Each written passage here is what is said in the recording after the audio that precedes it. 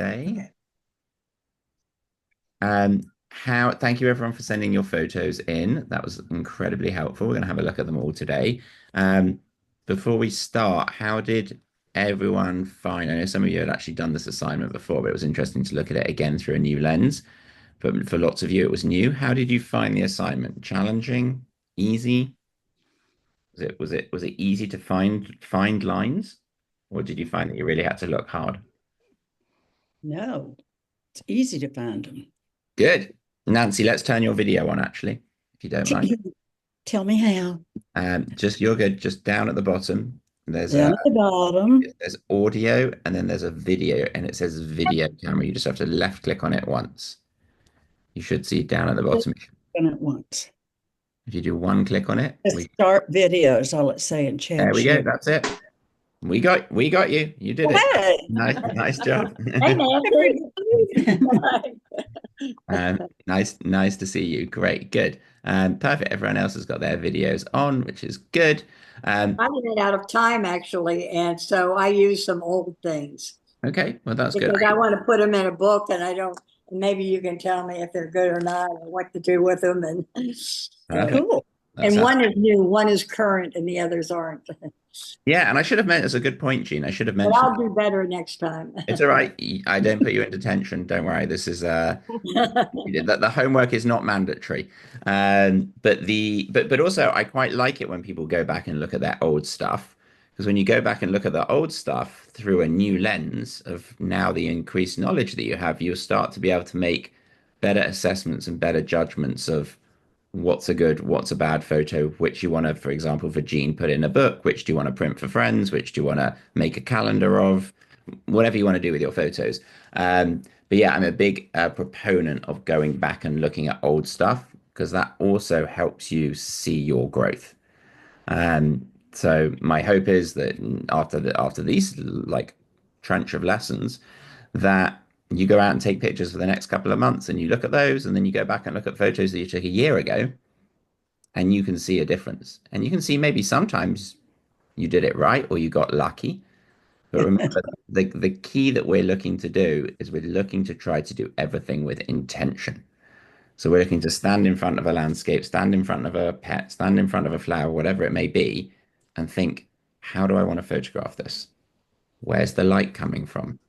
Like, what type of perspective do I want to use, and how's that going to alter how the photograph looks? Like, what do the colors look like? Like, most importantly, usually the question you have to ask is, am I in the best possible spot to take this photograph?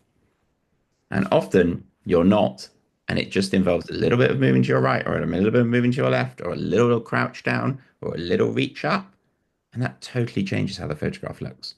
We're going to see that in a lot of everyone's photographs today. Has everyone got their iPhones in front of them, please?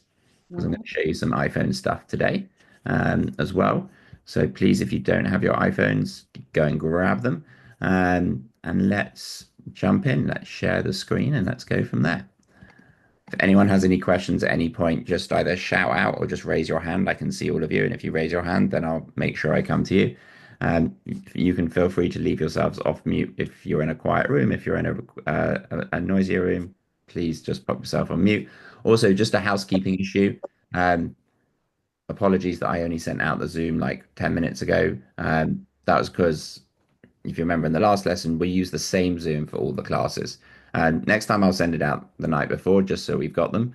But it is the same Zoom link for every class. So if you want to bookmark it, save it, that would be great. And then another ask from me, please. Most of you did please do this, but when sending photos, if you can try not to send me the photos 10 minutes before the class, that's really helpful because if you send them to me, like which some of you did, then I don't get to properly assess them and look at them and be able to like use them as a structured way in order to teach you. I still make sure I try and include them in the presentation if possible. But please, if you can, the night before is absolutely fine. Just don't send it to me 5 minutes before the class. Because I've usually got lots of other people pinging me, asking me how do they get into the Zoom, how do they like join. So it just gives me a little bit more time. Cool. Adam, Yeah, go for it. Hey, I have a question. I need a technical question. I go for it, Judy. just put my screen on blur the background because I have a picture behind me that the sun was hitting on. Okay. How do I get out of the picture of myself and back to you? You should be able to. Can you see me at all, or can you just? No, I just see myself. So there should be if you hover the mouse over you, over yourself, where it says I your don't have a mouse. I'm on my iPad. okay. If you what happens if you double click on you, just like double tap, or even if you single tap on you, you should see a little series of like icons that come up at the bottom, which No, I just see up in the corner. I just see up in the corner backgrounds, video filter, none, and I have it on blur. do Even you know when I put it on none, I just to get myself. do you know the easiest thing to do, Judy? Yes. Leave the Zoom, just Okay. leave, and then rejoin in 10 seconds. Just go back to your email. I'll let you back in, and then you should be able to see me. Okay. If Okay. I can get to that. So you just want to go leave meeting, and then you just I can't even get to that now. um, I'm just going to turn off my iPad and come back in. yeah, sounds good. Okay. Okay, Sorry about this. no worries. You're fine. Okay. Anyone else having technical issues? Everyone else good? Perfect. Okay, so let's just make sure everyone can see Lightroom. Just making sure that you can see your pictures. Can you see my circles that I'm drawing there, everyone? Perfect. Good.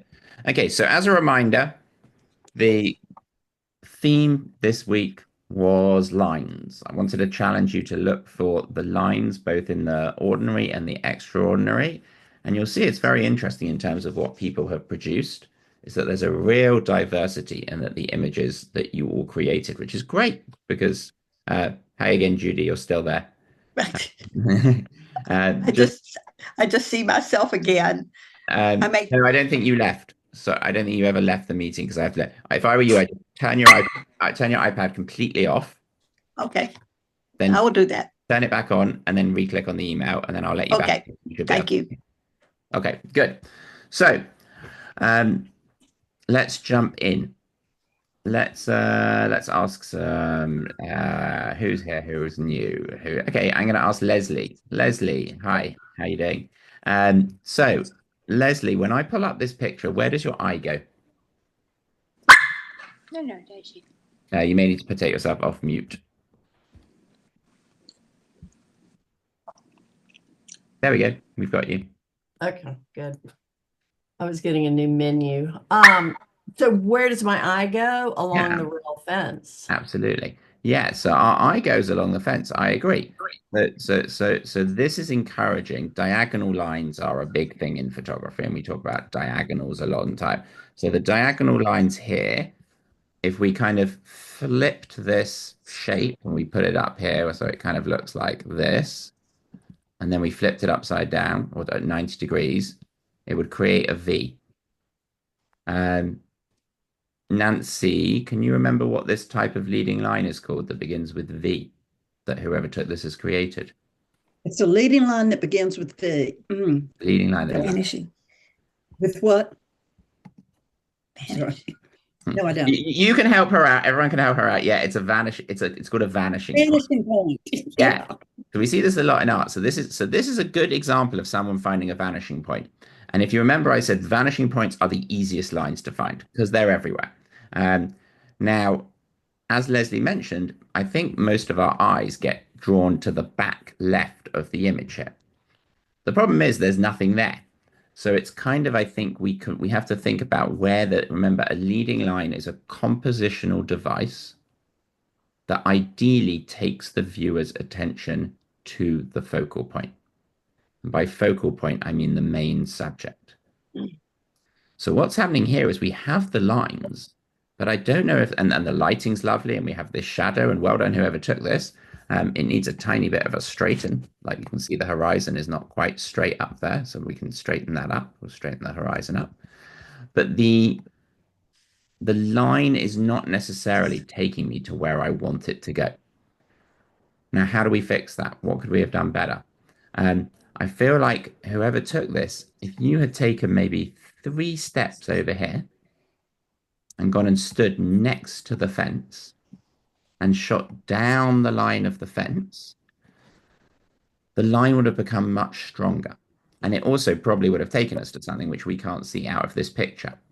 Sometimes, and this happens a lot in intro classes that I teach, here I would say that we almost have two competing focal points because our eyes kind of want to go to this like nice layering of trees, but also like down the fence. Now, the problem is if we go down the fence, we don't see the trees, and then you feel like you're a little bit torn between this and this.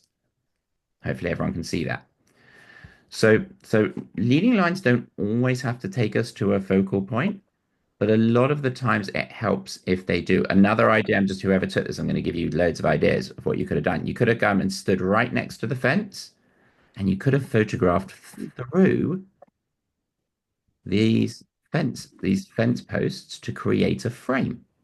So you could have framed one of these trees in the background using the line of the fence. And the fence has lovely light on it, lovely light, lovely shadowing. The sun is relatively high here.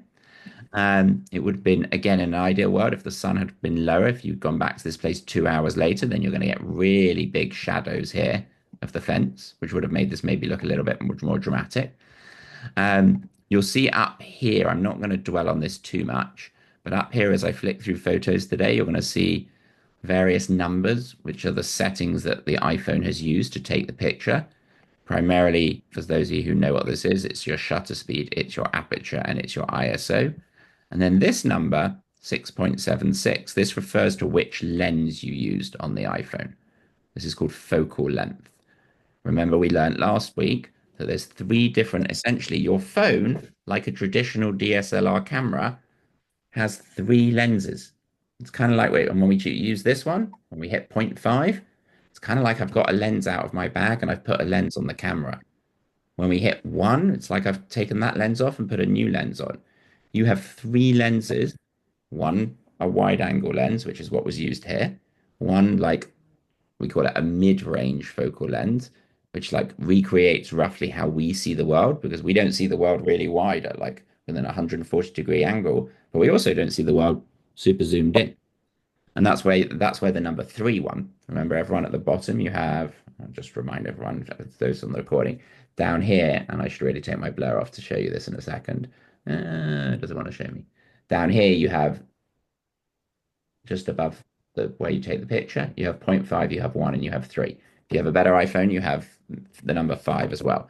But that's not the point here. The point is, I'm just showing you that I think this is a strong photo and definitely fulfills the theme of line. So well done, whoever took this. But I would love other options here. I think this field had the real opportunity for you. You could have even gone and crouched down here or turned your iPhone upside down. Remember, I taught you the trick last week where if you go in your camera, and you can all do this now, if you open up the camera on your iPhone and you turn it upside down like this, what you see is going to flip automatically. And it never used to do that. You went like this, you'd get an upside down picture. Now you don't get an upside down picture. As you turn it, you'll see it keep the same way around.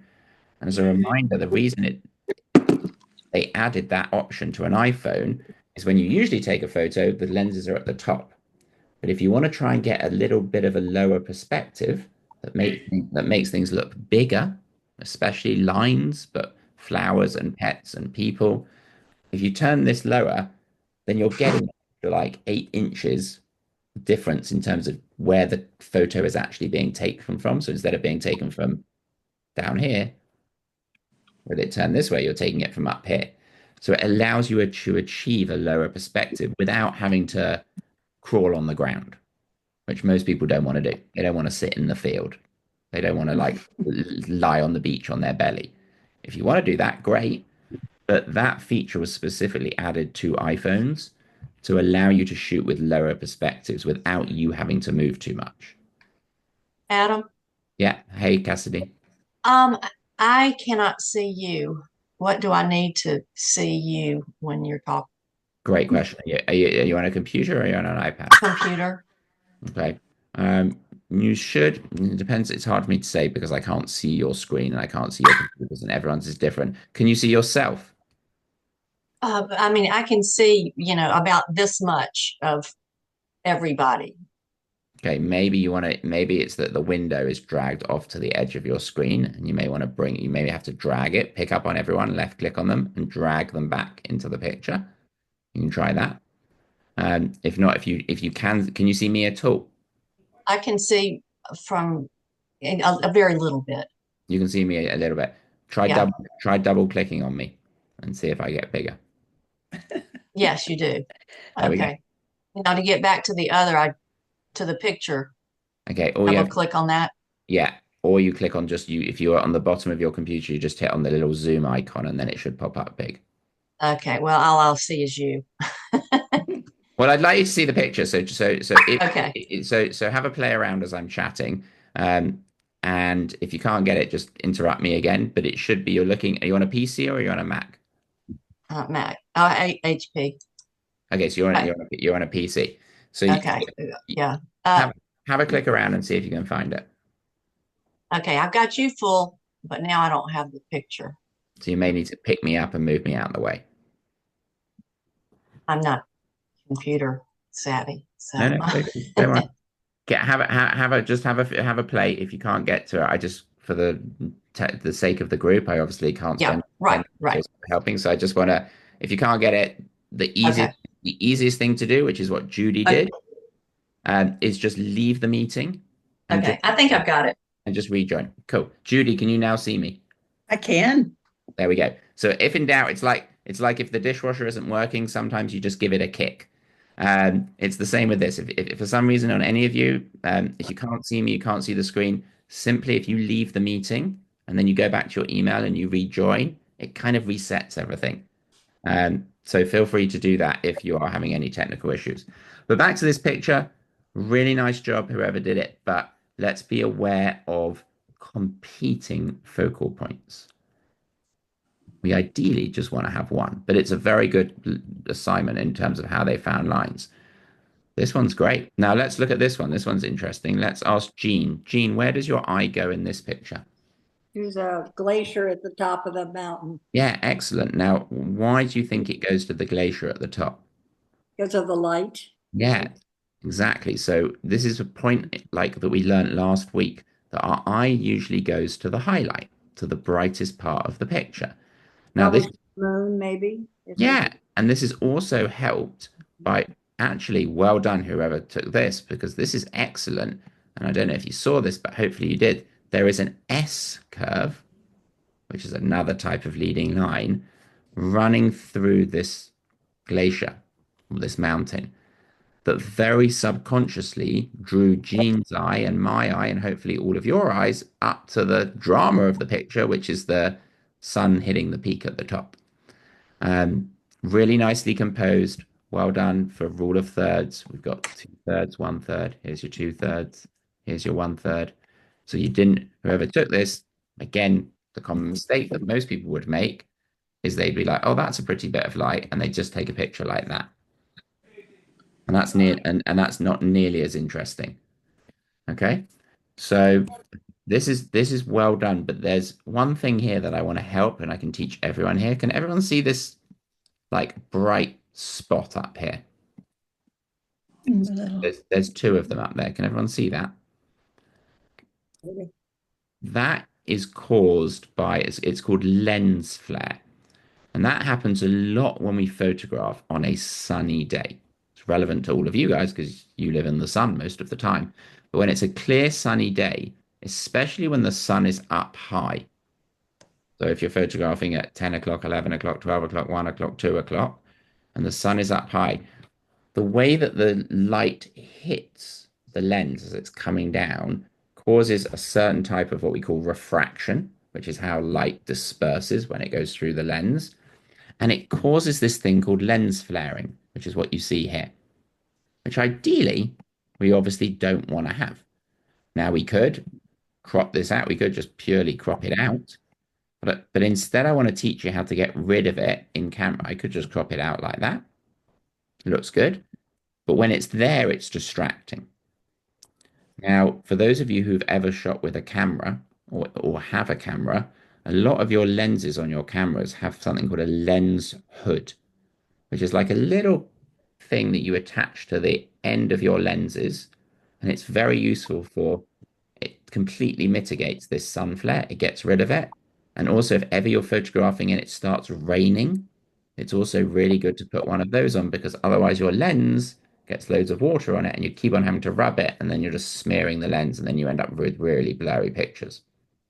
When it comes to an iPhone, you can actually buy little lens hoods, but I don't think you need to because all you have to do, and you should be able to see this when you take the picture. Whose photo is this? Is it someone in the group? I think someone, okay, it's someone on the recording.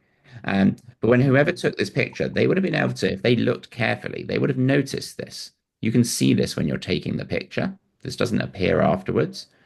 And all you have to do is slightly cap your hand like this over the top of the camera. That's it. It's kind of like imagining we're putting on like a baseball cap onto our iPhone, like how you'd put a baseball cap on to shield your eyes from the sun. We're doing the same here, and you just and you'd see the difference. If you took your hand away, you'd see the lens flare. If you put your hand back, it wouldn't be there. Especially when we're photographing directly into the sun.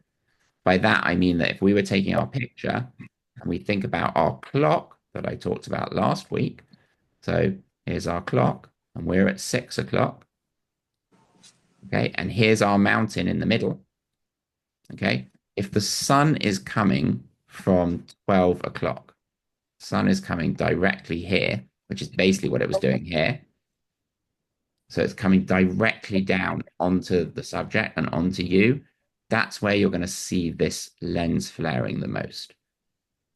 And it's the kind of thing that really can make or break a picture. And it's very easy to get rid of when you take the photo. You just got to watch out for it. So I would just make a mental note, everyone, that when you're out photographing on a sunny day, especially if it's towards the middle of the day and the sun is up very high, take a test picture of whatever you're going to take. But if you notice, sometimes it's hard to see because if it's really bright outside, it's sometimes quite hard to see our iPhone screens. But if in doubt, just create a little baseball cap for your cap. And I usually cut my hand a little bit like this. So I'll do it like that. I'll cut my hand rather than be totally flat, just because that stops any of that oblique sunlight getting in. That makes sense to everyone. Mhm.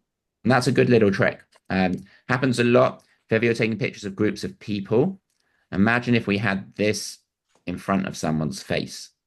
That would be really bad. And then we couldn't use the picture.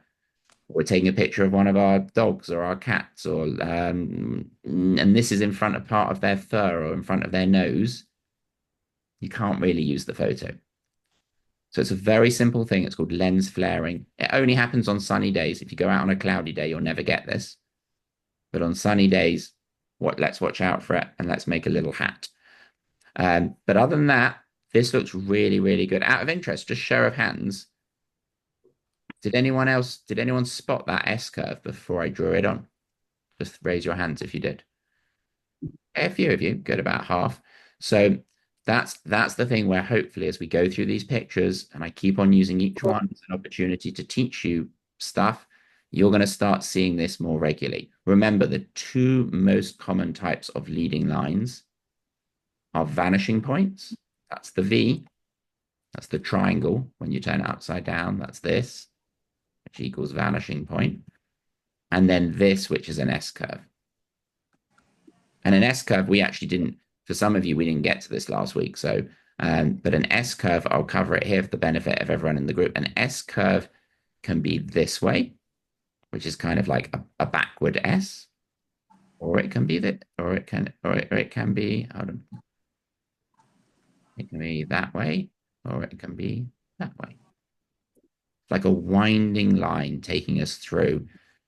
And it's another type of leading line that's there. You see this a lot. If you go and walk in your local park, most of the time you'll notice that the path you walk on won't be straight.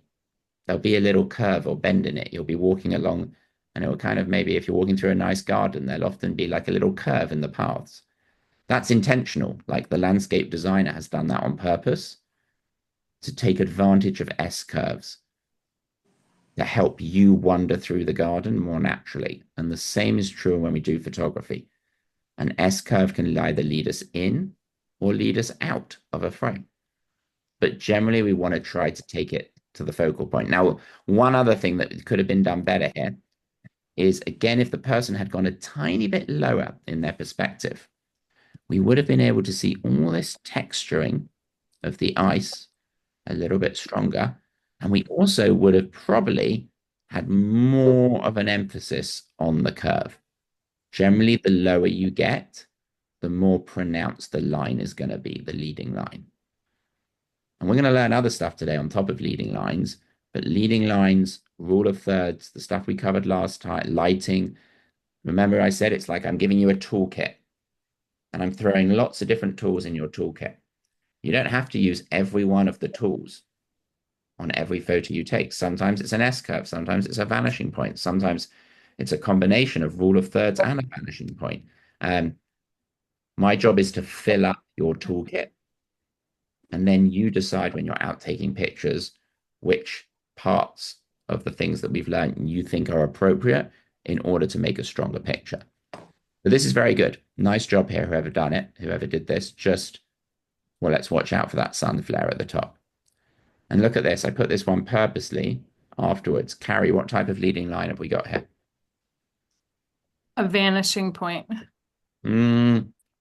Let's try again, 50-50. The S curve.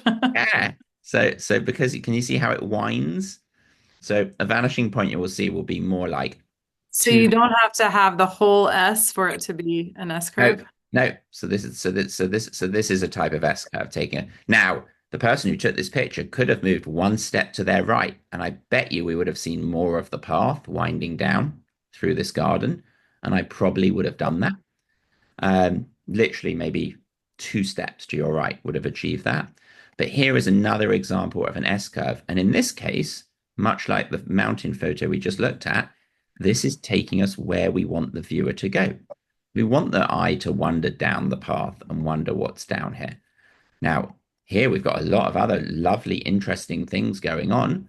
We've got, which we haven't talked about yet, but I'm going to talk about it later. We've got framing. So the trees here are acting as a natural frame. Now it's kind of interesting. A frame, most people, when you think about a frame, you think about like a picture frame. And you think about something that goes around the whole picture. Most times in photography, we find frames and they're not what we call hard frames. A hard frame would be like a door or like photographing through a door frame or any one of your windows where it's just like a very obvious hard frame and you're photographing through it. In the natural world, when we're wandering through parks and gardens and beaches, and you notice a lot of the time, if you compose well, that you can create what we call a soft frame, of which this is a perfect example, that goes around the image, but it doesn't go fully around the image. But it still works to draw our eye in to the main focal point. So this is a type of, if I was like dissecting this photo, this is a type of soft frame. Doesn't go all the way, a soft natural frame in combination with an S curve, in combination with rule of thirds. Look where that point is, where the path disappears. Well done, whoever took this. It's 1/3 of the way up. Now, again, there's loads of different ways that we can slice and dice photographs. You could have taken this picture, whoever took it, and we could have even gone maybe landscape and created a picture like that and just really focused on the path. Maybe you take a picture like that and you go lower. What do we think is going to happen, Shirley, to the line here? That S, if I go lower, is it going to become bigger or smaller? You're on mute. I think I knew what you said, but let's just, for the benefit of the group. Going to get bigger when you get down there. You got it, exactly. So the line's going to get bigger. So this picture, lots of different ways. Remember, always don't be afraid to go landscape, go vertical, portrait orientation. I think there's tons of different ways we could take this picture like this. Remember, the beauty of digital, the beauty of having the iPhone is you can take as many pictures as you want. It's free. It's instant feedback. I want you to stand somewhere like this and not just take one picture. I want you, especially at this stage, I want you to experiment. Take 5, 10, 15 pictures of the same thing and see which one you think works best. The only downside is your time. And even that, to take 10 pictures of this would probably take less than a minute. Just of you moving around, shifting your perspective. But I really like how balanced this photograph is. Balance is a big word that we use in photography. Um, in terms of being able to frame everything in and successfully use an S curve. And even how the light's hitting that little spot back there is really nice, right? It's like everything's in the shadows. And this is a good example of, well, of what I alluded to last week when I said I'm going to get the most art school on you that I'm ever going to get. Do you remember that how I said how photography is the only art form that is an exercise in exclusion rather than addition? We're painting this picture, we're adding paint to our canvas. We're drawing it, we're adding pencil to our paper. Photography is all to do with what do we choose to take out, and usually showing less is more. And by only showing a portion of something as opposed to the whole thing, we leave more up to the viewer's interpretation. And this is a perfect example of that. This photo tells a story because we don't know what's around the corner of the path, but we kind of want to know.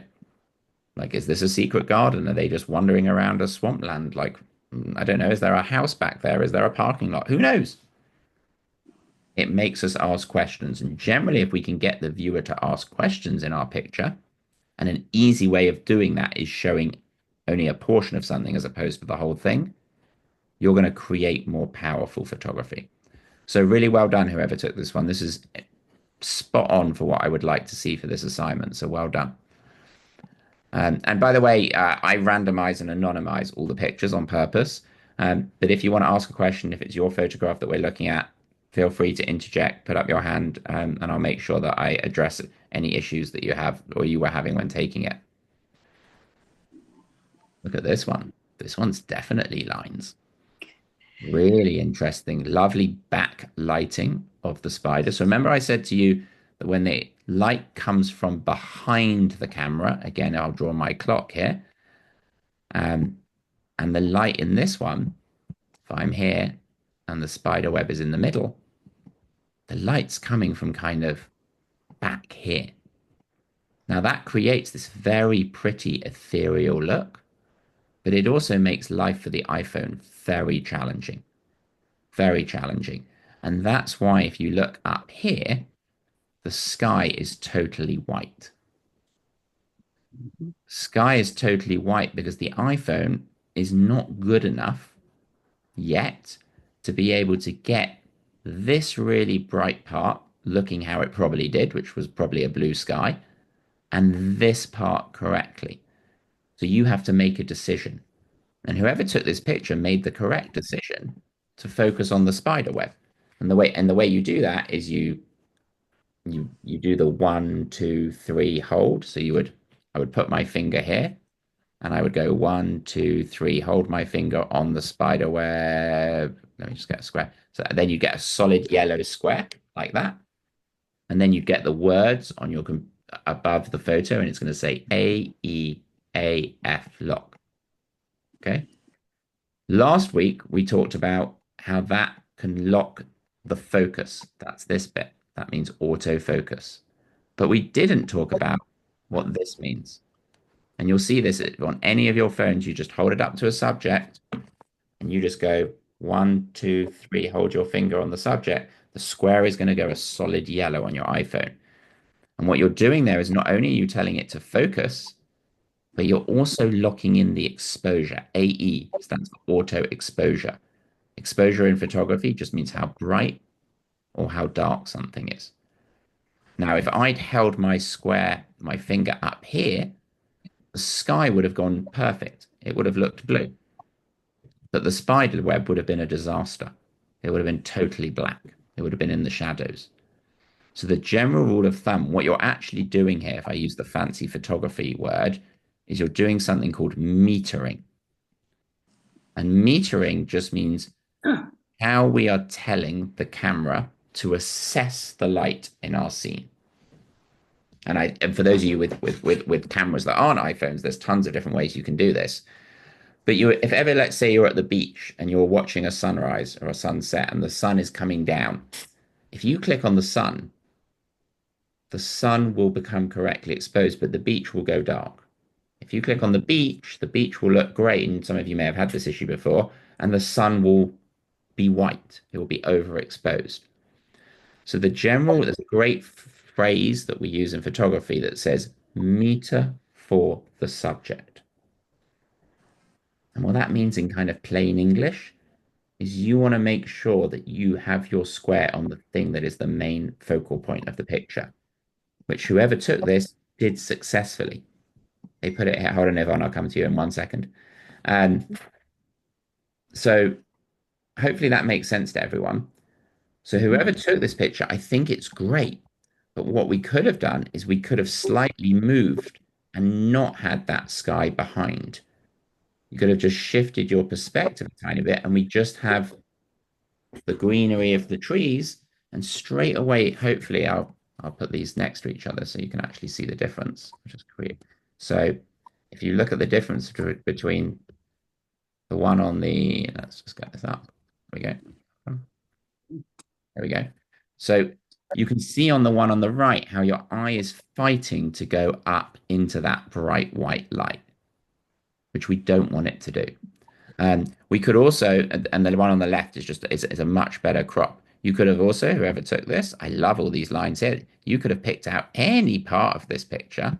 Let me just, and you could have zoomed in or moved closer with your feet if you're not too scared of spiders.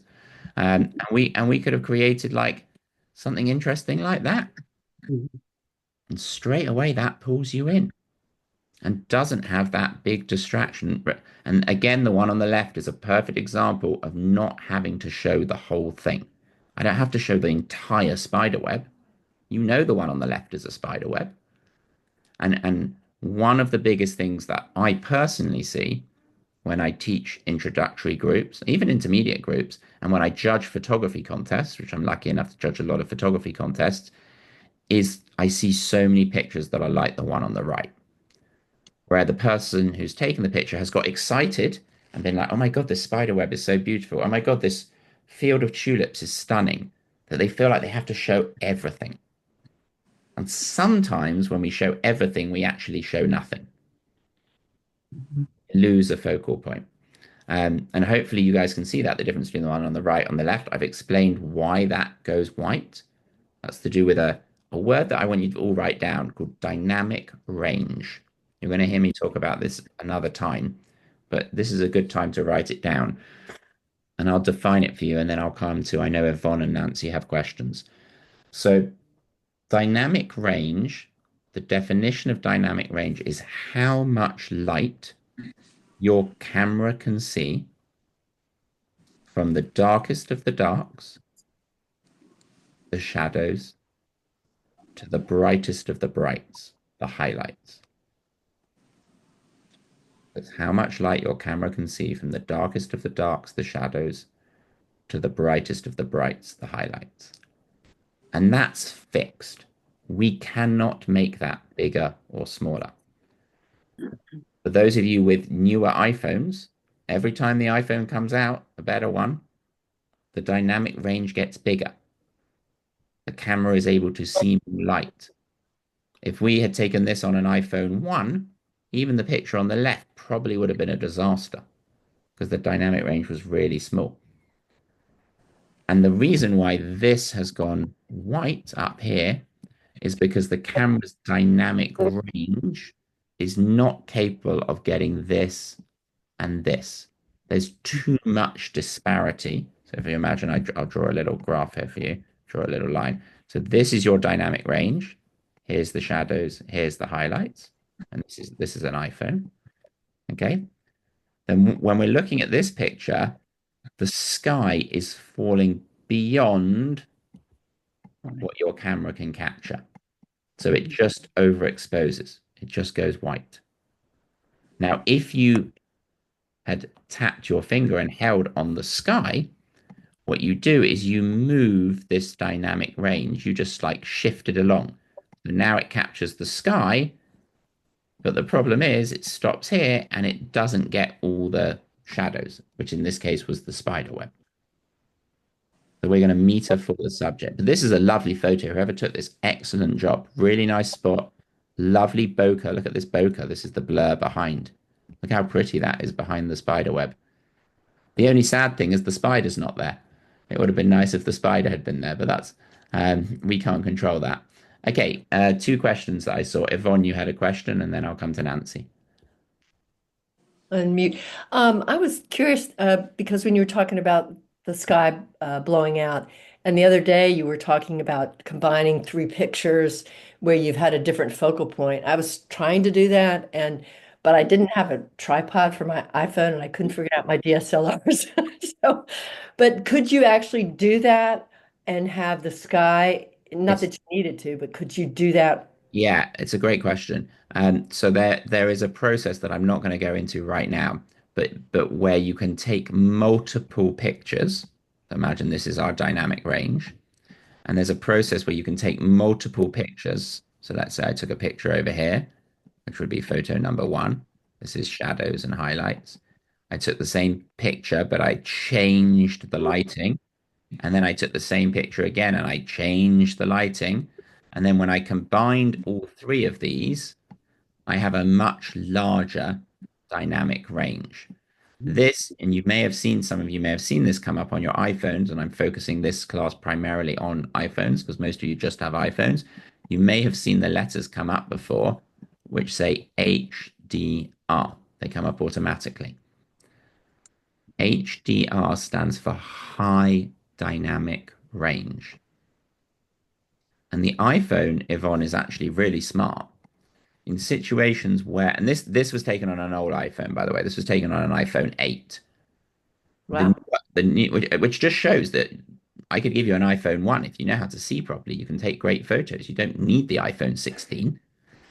But if you have an iPhone later than an iPhone 11, so any iPhone essentially from the last 5 years, when you point it at a high contrast scene, a scene where the camera quickly assesses that there's too much light for it all to get in, you will see in yellow pop up these letters HDR.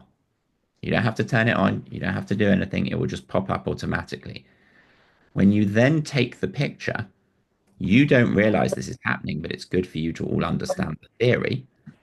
Is when you take it automatically, when you press the button, the camera is going to take 3 to 5 pictures Oh, instantly, very quickly. It's like you wouldn't even know it's happening at different brightnesses, and then it combines them all together for you into one picture.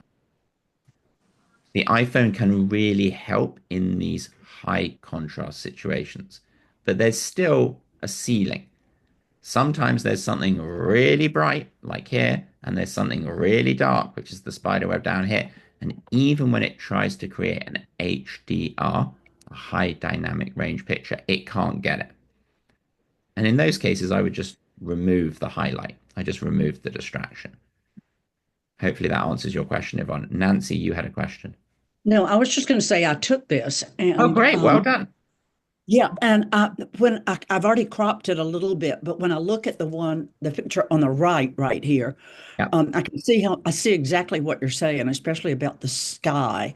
And is there too much of the bush and the bottom part of it also? Well, Perhaps, but I actually think the way that the light that's so pretty down there, those especially if we're thinking about a lines assignment, I actually think that there's not too like I'll crop this two different ways. So I'll crop it like the one I've got on the left, and then I'm going to crop it another way and keep more of the bush. And yes. look, what I could do is I could put the spider web here on the nodal point. So what is actually happening is look how the bush is now acting as a frame, Yeah. naturally framing it, and it's drawing our eye up to here. This is the natural frame. This is the same as the picture we just saw of the path. So I think, yes, maybe you could have taken rid of a little bit of the bush, Nancy, but what you did really well, which a lot of people would make this mistake, is they would just take a picture of the spider web like that Hmm. and they'd put it smack bang in the middle. Now that's okay because it's kind of symmetrical, but I don't think it's as interesting as the other crops. Notice as well, If you look really carefully, I only just spotted this. See this little circle here? Yeah. Tiny little, it almost looks like a little splodge. That's a sun flare. That's the same as we had on the glacier picture. So that, again, if you just had made a little hat for the camera, you would have got rid of that. But really well done, Nancy. Very good. This was a great picture. Spider Had to webs, I'll give everyone a little tip with spider webs. If you find a good spider web in your yard or somewhere, try and photograph it after it's rained. Ooh. After it's rained, then you get all the water droplets and the light glistening off all of these. Some people I know even will go out with a little spray bottle and they'll spray the spider web with some water, just obviously gently before so they don't break it before they take the picture. And especially when you have strong sunlight, that can make for a very interesting picture. So just a heads up when it comes to spider webs. But well done, Nancy. This is great. Really good. Let's Thank look. you. Let's look at the next one. Totally different type of picture, but definitely lines. This reminds me of the guy I showed you, the very first picture that I showed you last week, Andreas Gursky. Remember the picture of the River Rhine that I said is one of the world's most expensive photographs? And it's characterized by strong repeating horizontal lines. And here I love how we have the lines of the shutter, we have the lines of the wall. We're not seeing the whole thing, which is great because I think it tells a story. Like, where are we here? That's very interesting lighting. We've got a frame within a frame. So this one, but if I set you, this would be a perfect look. You've got a frame within a frame within a frame, which all kind of add layers of interest and detail. I like how you've turned it black and white, and we're going to do a lesson actually, probably next class, we're going to do a lesson specifically on black and white imagery. But here, black and white works well because I'll tell you now, usually for a good black and white picture, you need two things because color can often actually act as a distractor. It can almost hide the fact that you've done something wrong. When you strip color away from a picture, it really stands on the strength of two things. One, the lighting. Here we've got really interesting, strong lighting. And two is composition. And here we've got pretty interesting composition. I think there's lots more things we could have done with this. Um, I think first of all, I want to make sure, remember, we want to make sure we have straight lines. So I can straighten this up a little bit. There's tons of you could have taken this picture and you could have done something like this. That's interesting and abstract. In fact, on that, I'd probably just slightly crop off the top of that window frame. Very good one for textures, this would be.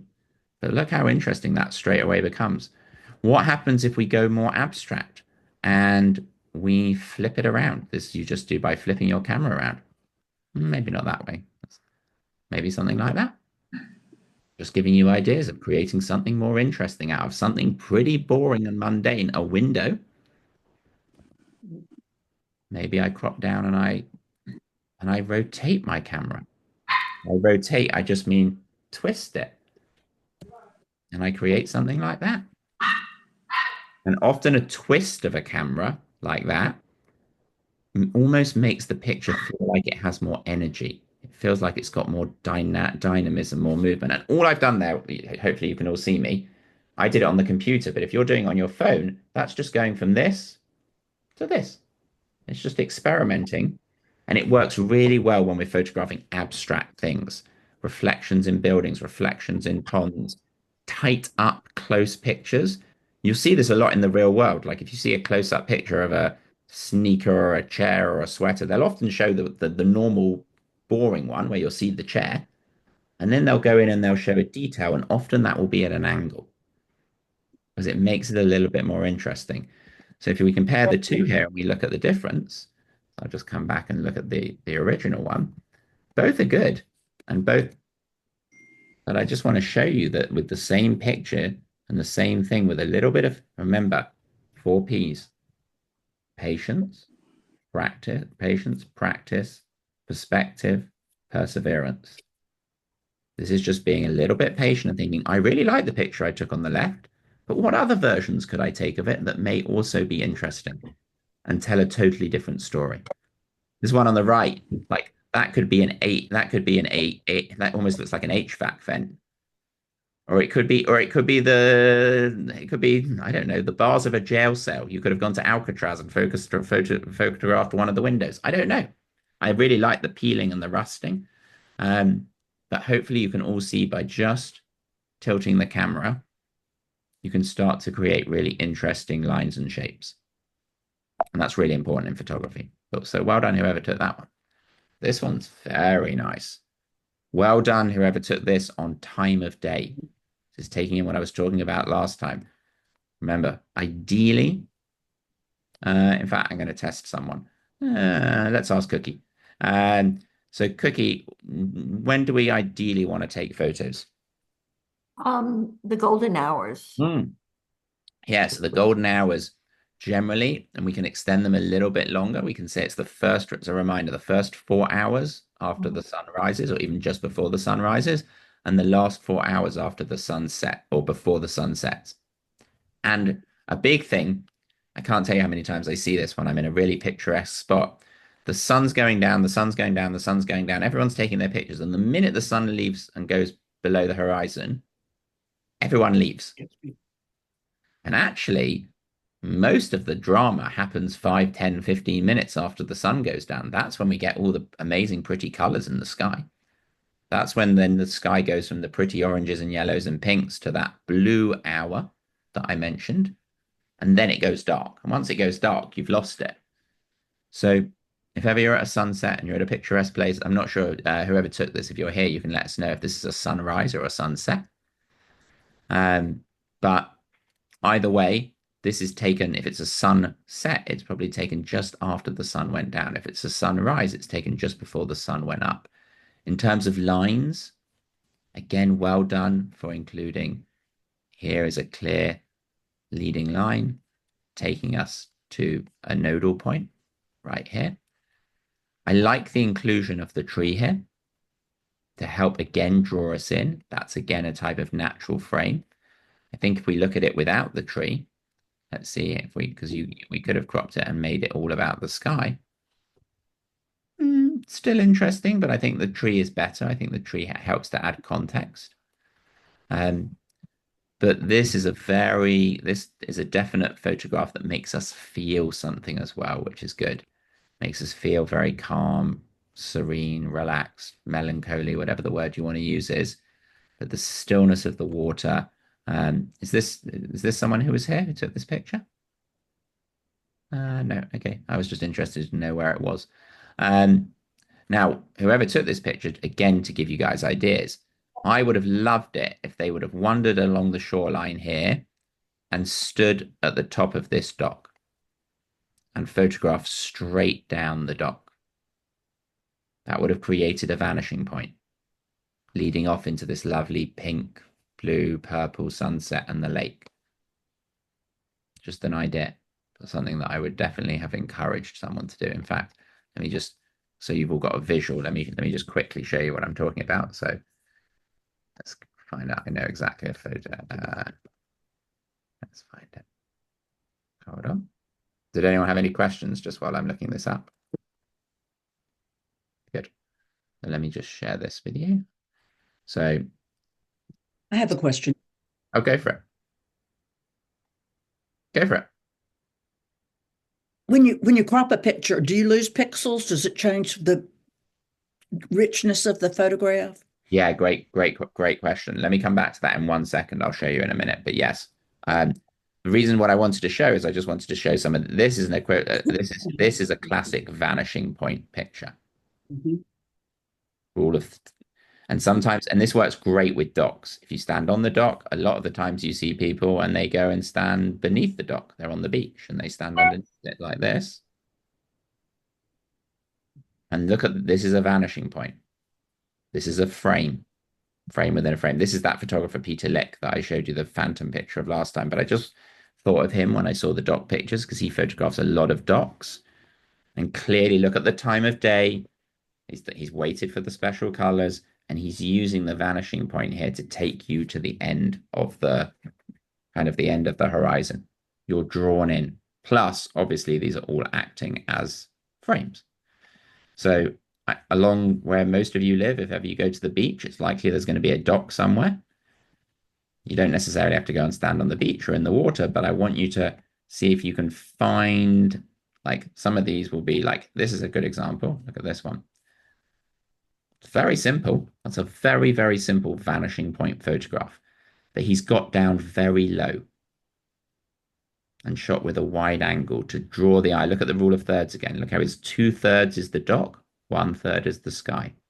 The focal point is, it's in the middle here. Now it's in the middle because of something I haven't even talked about yet. But another tool that we put in our toolkit is symmetry. Is sometimes we find things very pleasing when they're very symmetrical. Still rule of thirds, he could have taken the same picture and put this over here. But generally, when we find things that have a lot of symmetry, like this picture or the one I just showed you underneath the dock, it's sometimes nice to center them, but still use the rule of thirds. This is still a rule of thirds picture because we've still got 2/3 foreground, 1/3 sky. It's just we've chosen to put the subject in the middle because it's so symmetrical. It's not perfectly symmetrical, but it's symmetrical enough where we find that aesthetically pleasing. Is that a flare? Is that a what, sorry? A flare, did you say? Is that a flare, a focal point? To my eye, it has yeah, a yeah, a little glow bit. around it. Yeah, it's just because of the way the sun's come in there. Yeah. Yeah. And to go back to the question about when we crop pixels, when we crop our picture, what happens? Yes, depending on the I'm going to reshare my screen. Hold on. Depending on the iPhone that you have, so let me just reshare my Lightroom. Depending on the iPhone you have, your iPhone, the better the iPhone, the more megapixels it has. But let's just make something up. Let's just say that this picture had 20 megapixels. That means when they say 20 megapixels, which you'll sometimes see as MP, that means how many of these little round pixels that make up your picture's made up of hundreds of thousands of these little round pixels. If we zoomed in and zoomed in, how many of them are packed into a square inch? The more that are packed into a square inch, the more detailed and sharper your photograph is going to become. The more color, the more clear, the more clarity. But you can't control that. I'm going to show you one thing that you can do to control it in a second. But depending on what iPhone you have, the megapixels are going to be smaller or bigger. The newer iPhones are going to have more megapixels. The older iPhones are going to have less. Now, the problem is when we crop afterwards and we crop and we take 50% of the frame, we straight away take our 20 megapixels down to 10 megapixels. We lose half of them. And the general rule of thumb is that you need at least a 10 megapixel image to be able to do something with your photograph. So if you want to enter it into a GCA contest, or you want to make a holiday card, or you want to even like put it on a mug, you really need more than 10 megapixels. So if we were to crop in here and we were to lose like the majority of the picture, you're going to end up with like a 1 megapixel picture, which I'll show you, which means you can't really do much with it. Look, if I crop in, you'll see how like fuzzy it looks. And that's why I'll come to you in a second, Von. Generally, what we want to do is we want to be able to get it right in camera and not depend on, oh, I'll just crop it on my iPhone, I'll just crop it on my iPad afterwards, or crop it on my computer. If we use the iPhone correctly and we use those different lenses at the bottom, especially the 3 one, which allows you to zoom in, you're not going to lose any quality. You're zoomed in, but it's still 20 megapixels. You lose it when you take the picture all the way over here, and then I just want Adam's head, then you're taking away 75% of the megapixels. So generally, I try to discourage a little bit of cropping is fine, but I discourage aggressive cropping in the camera. Yvonne, I'm going to come back to you in 1 sec. I just want to tell everyone a little tip that I can help with this. Now, remember I said everyone's iPhone has a fixed number of megapixels.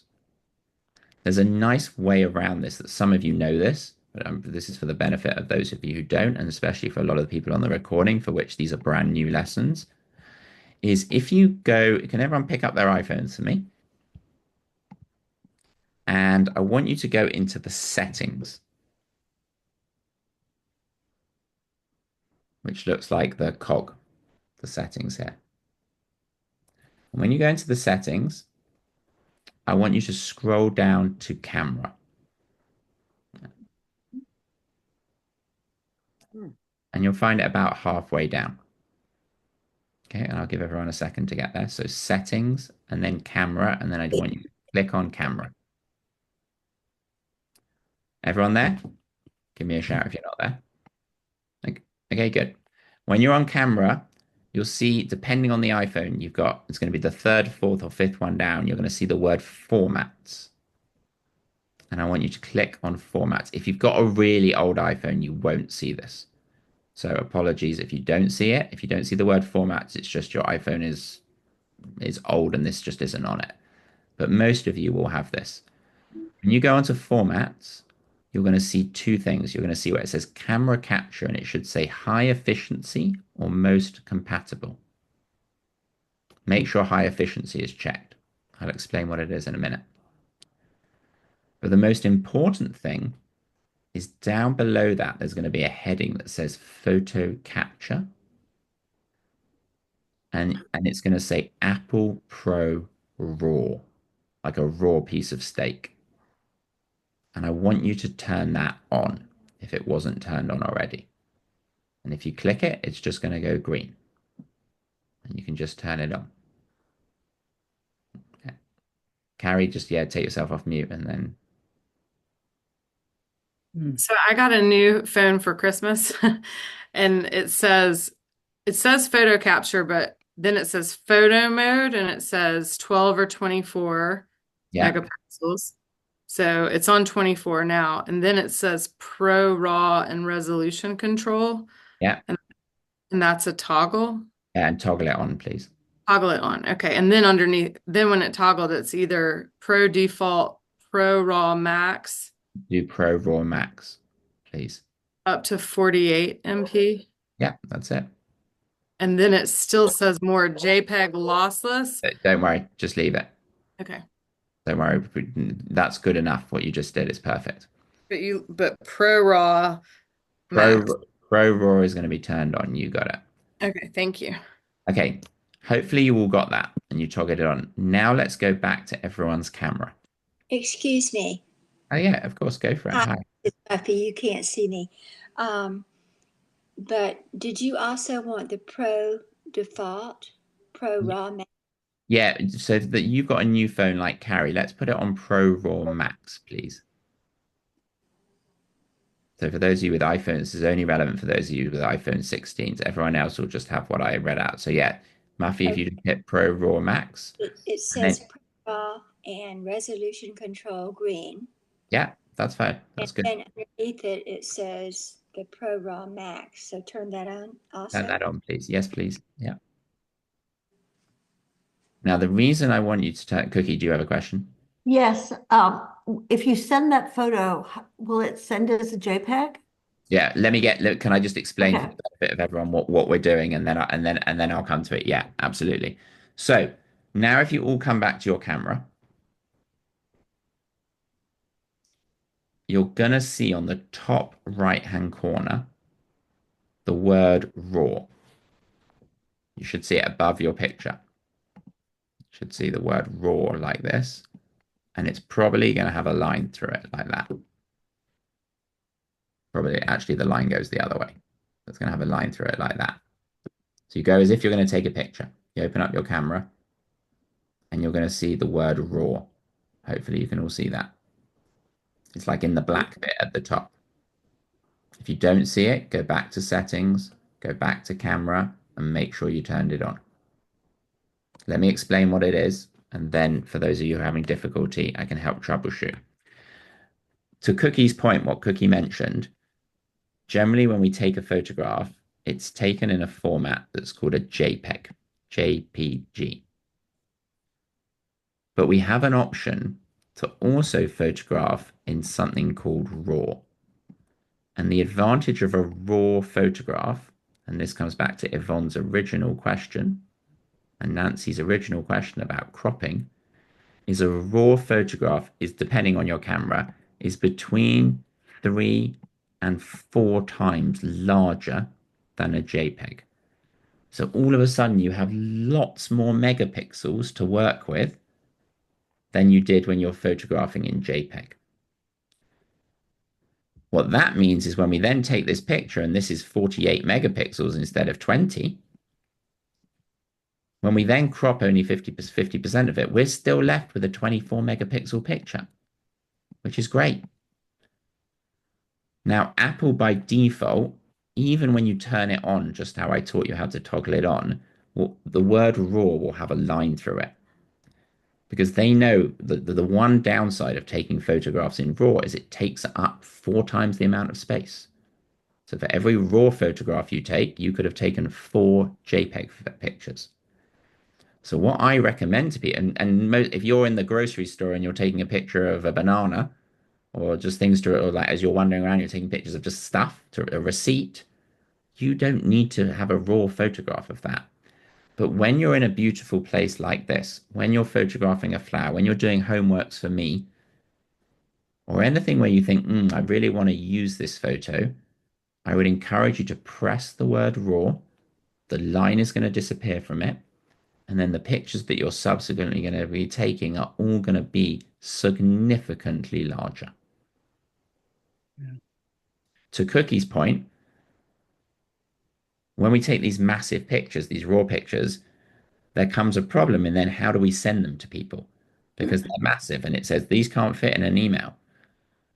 The key around it, Cookie, is especially if you're doing it directly from an iPhone, which I'm going to keep it to for this class because most people were sending things from an iPhone or an iPad.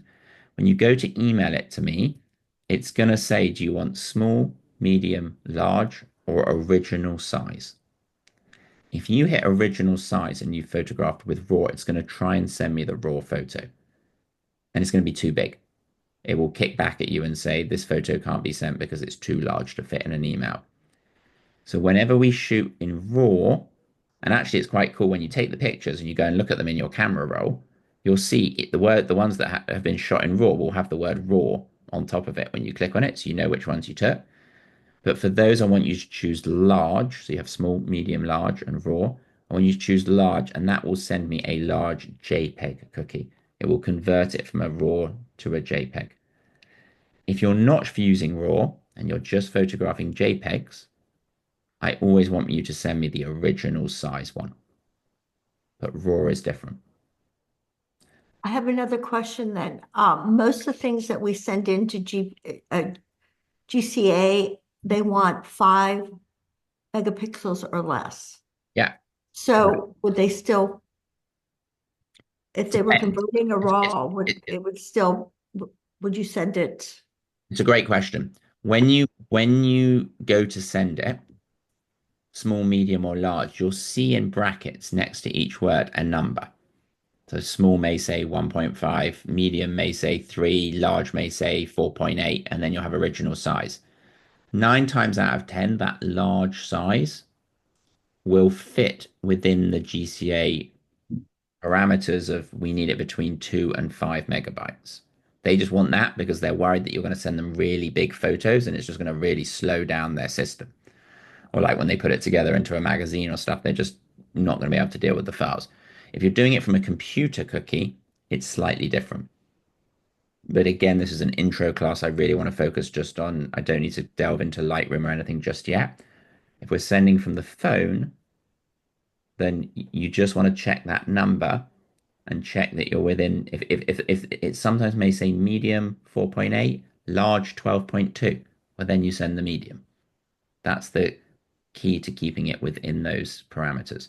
But the most important point here, which Nancy, thank you for sending me down this rabbit hole, is that when we photograph stuff that we want to use or anything of significance, I'd like you to try to remember to turn on RAW. You just have to click it before you start taking the pictures of the garden or of the sunset or of the spider web. Apple by default turns it off when you go off and you do something else and then you come back to your camera 3 hours later because they don't want by accident people taking really big pictures of receipts and like the grocery store or whatever it is that you may just be documenting live. So you have to remember to turn it on. Okay, Yvonne, you had a question. Yeah, thanks. I don't know what happened to my face, but anyway, it Okay. had communication with my phone. But I was curious when um, I used to do stuff with print, and so we'd always talk about DPI, Yeah. and so we'd always want to make it at least 300 DPI to get correct stuff. So how does that relate to um, megapixels and all that? Yeah, good question. So DPI is something is resolution. So that again refers to like how many pixels per inch we have. Again, for the iPhone stuff, this is not that relevant because the iPhone, if you send a large JPEG, it's going to send it at a high resolution 300 DPI. You don't even have to think about it. Right. Very different if we're talking about Lightroom and we're talking about exporting in Lightroom, again, which I'm not going to go down this route for this class. But there's different ways where essentially, depending on what you want to do with the picture, do you want to just put it on Instagram? Do you want to just email it to a friend? Or do you want to print it 30 inches by 20 inches on your wall? Then we have to talk about how we can change the DPI and we make it number larger. Generally, though, rule of thumb, worth writing down, Yvonne, is a low resolution is 72 DPI and a high resolution, you already told me, is 300. Yeah. Don't ask me; those numbers are really random, but that's the industry standard for. You'll often hear GCA will say, "Can you provide a low resolution picture? Can you provide a high resolution picture?" Low resolution is 72, high resolution is 300. Right. Thank you. But and Yvonne, we can like if you have specific questions on Lightroom or follow up on that, please feel free to email me and I can help you out on that. Thank you. The main lesson to come out of that 10-minute aside is I want you to start using RAW if you weren't using it already. Because that means if you have to crop, you're not going to lose the amount of. If this was a raw picture and I was cropping like this, it would still look really sharp. You can see it's starting to look pretty fuzzy and blurry because we're losing too many megapixels. Thank you. I always wondered what raw meant. Good. Yeah, How you know, did I should actually. One thing I don't know is I don't know what RAW stands for. I should look that up, because I always teach it to people. I just say, well, it's just like a piece of steak. But I'm now curious. I can't find raw on my phone. So settings, camera, and then it should be under photo capture, and it should say Apple Pro RAW. You should be Yeah, able. see, I don't have it on my phone. Well, My that phone, could be. Well, how old's your phone? Remember, if it's an I, old, I have I have like a 12 or 11. you may be right at the cusp of not Yeah. having it, which is why you don't have it. Right. So don't worry. If you don't have it, it's not the end of the world. But it's more for the newer phones, especially like Carrie when she said she had all these extra options. As the phones are getting better, they're giving you more options to shoot in RAW. Um, okay, let's carry on. Let's look at these pictures. And this is a good example. Whoever sent me this, they sent me like a screenshot. So I'm gonna please remember crop your picture and then send me the final one. But here, look at these. I just thought I'd quickly show you these just so we don't miss out anyone. But you can see they're a tiny bit blurry, so we need to work on sending these to me in the correct way. But you can still see if I make it small here, this is a great picture. Look at our line. Who wants to shout out? What's that leading line called? Shout S out. Good. So we've got an S curve. And in this case, it takes us to the bear, which is great. And the bear is well positioned on the nodal point. Really well put together photograph. Um, I even like the use of the framing here. This is very nice to help draw our eye in. So this is a perfect example of a leading line taking us through to a main focal point. Really nice. This one's interesting. Let's ask who hasn't spoken yet today. Let's ask Shirley. Hey, Shirley. Shirley, where does your eye go in this picture? Right to the pink. Yeah. Show of hands. Who else goes to the pink? Okay, so the majority of us. So I think the pink is catching our eye, obviously, because it's bright and it's the color, but I think there's a lot of other stuff going on here. To me, this photo is a little bit busy. Especially, look, we've got the same problem that Nancy had with her spider web. Here's the dynamic range, not being able to get it. There's the blown out sky, which we don't need. GCA judges, by the way, are very hot on this from experience of like sitting in panels and listening to how they judge things. They hate when things are really overexposed or blown out, and they hate when things are really underexposed and too dark. So we want to try to watch out for this. I think this picture is great, but I would have loved whoever took this picture. Look at the line of the hedge and look at the line of this planter. What happens if we had moved ourselves around here and almost ignored this background, said, I don't want this to be part of my picture, and shot this way? And then the hedge and the planters would have been creating S-curve lines to take us up to the pink blossom. Can everyone, hopefully that makes sense conceptually what you'd be doing. You'd be kind of going round the clock from 12 o'clock more to 9 o'clock and thinking about seeing those lines. Another thing that I think is going to look a little bit blurry on this one, but what we could have done is we could have just isolated these. It's going to be really blurry. We need to click on them, and then had that blur in the background. But I do like the idea here. I can see this clear like hedges and lines. I think if we, even this is better, just cropping out that bit of sky than what we had. But nice picture. But remember, gardens and like parks are often difficult to find a focal point because there's so much going on. There's lots of trees, there's lots of foliage, there's lots of different light. Our job is to think, what's the most interesting part of this picture? It's clearly the pink on the trees. And what can I do to bring emphasis to that? The person who took this could have also held their finger on it, 1, 2, 3, and the background would have all gone blurry. We could have bring emphasis to it by focus. We could have bring emphasis to it by perspective. We could have been bringing emphasis to it by light. Lots of ideas. So well done, whoever took this. Definitely strong lines, but I think I really want to encourage you guys. Remember, when we take pictures, it's not like our feet are stuck in cement. We can move. Lots of people, they go this way and they go this way, and they never think to move a little bit forward, a little bit back, a little bit to the side. So let's remember to look out for a definitive focal point. Get it all in everything in the picture time. Yeah. Was this your picture, Jean? Yes. Good. But I just wanted to get all of it together, but I think that maybe there is too much. So yeah, just a little bit. Some of the hydrangeas. Should I cut off some of the hydrangeas?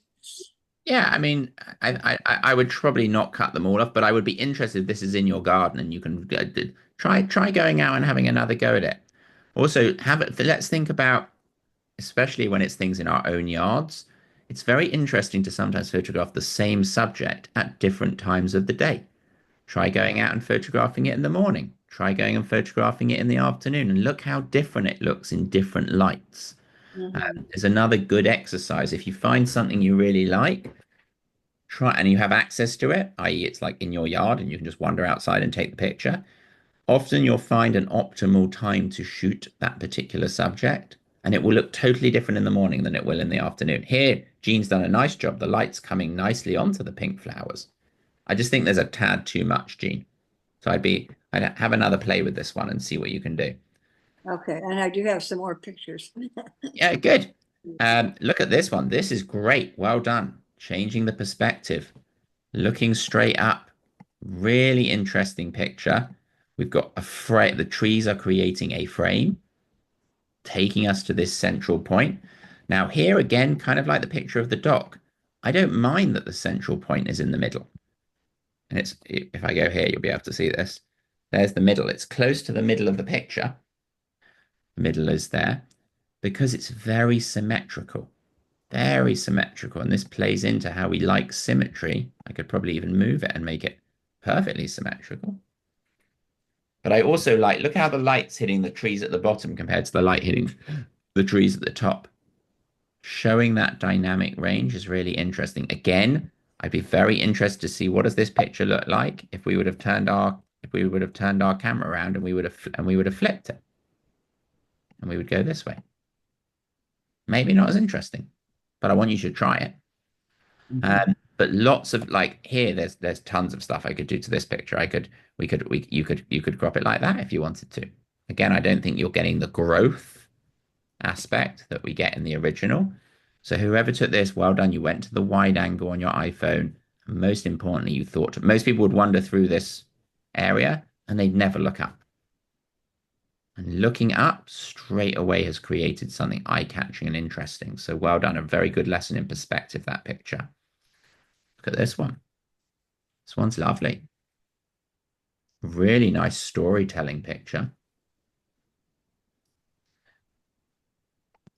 What have we got here, Judy? What can you spot a leading line here? The river banks, Good. but there's nothing that puts my eye to it except the sky or maybe the branching trees at the top. Yeah, good. And well done for seeing the riverbank. What the riverbank is doing, look, here's our vanishing point again. Mm-hmm. It's a vanishing point here in this photo. And if we really break this photo down, it's probably three really strong things making it good. One, the vanishing point. Two, Judy picked up on. Here's our frame. So if we'd gone and sat on this bench and taken the same picture and not included the frame, it probably wouldn't look as interesting because this would just be plain blue sky. And then the third thing is the positioning of the bench. 1/3 up, it's not in the middle.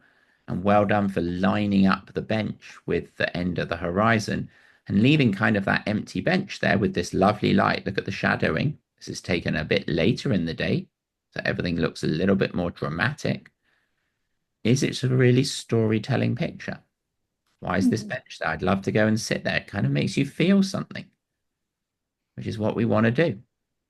So this is excellent. This is really very good. This is combining a number of different techniques we've talked about so far, but really all coming to, and a lot of people would be like, oh, this is a nice scene. I'm going to wander in front of the bench and I'm just going to take a picture of the riverbank.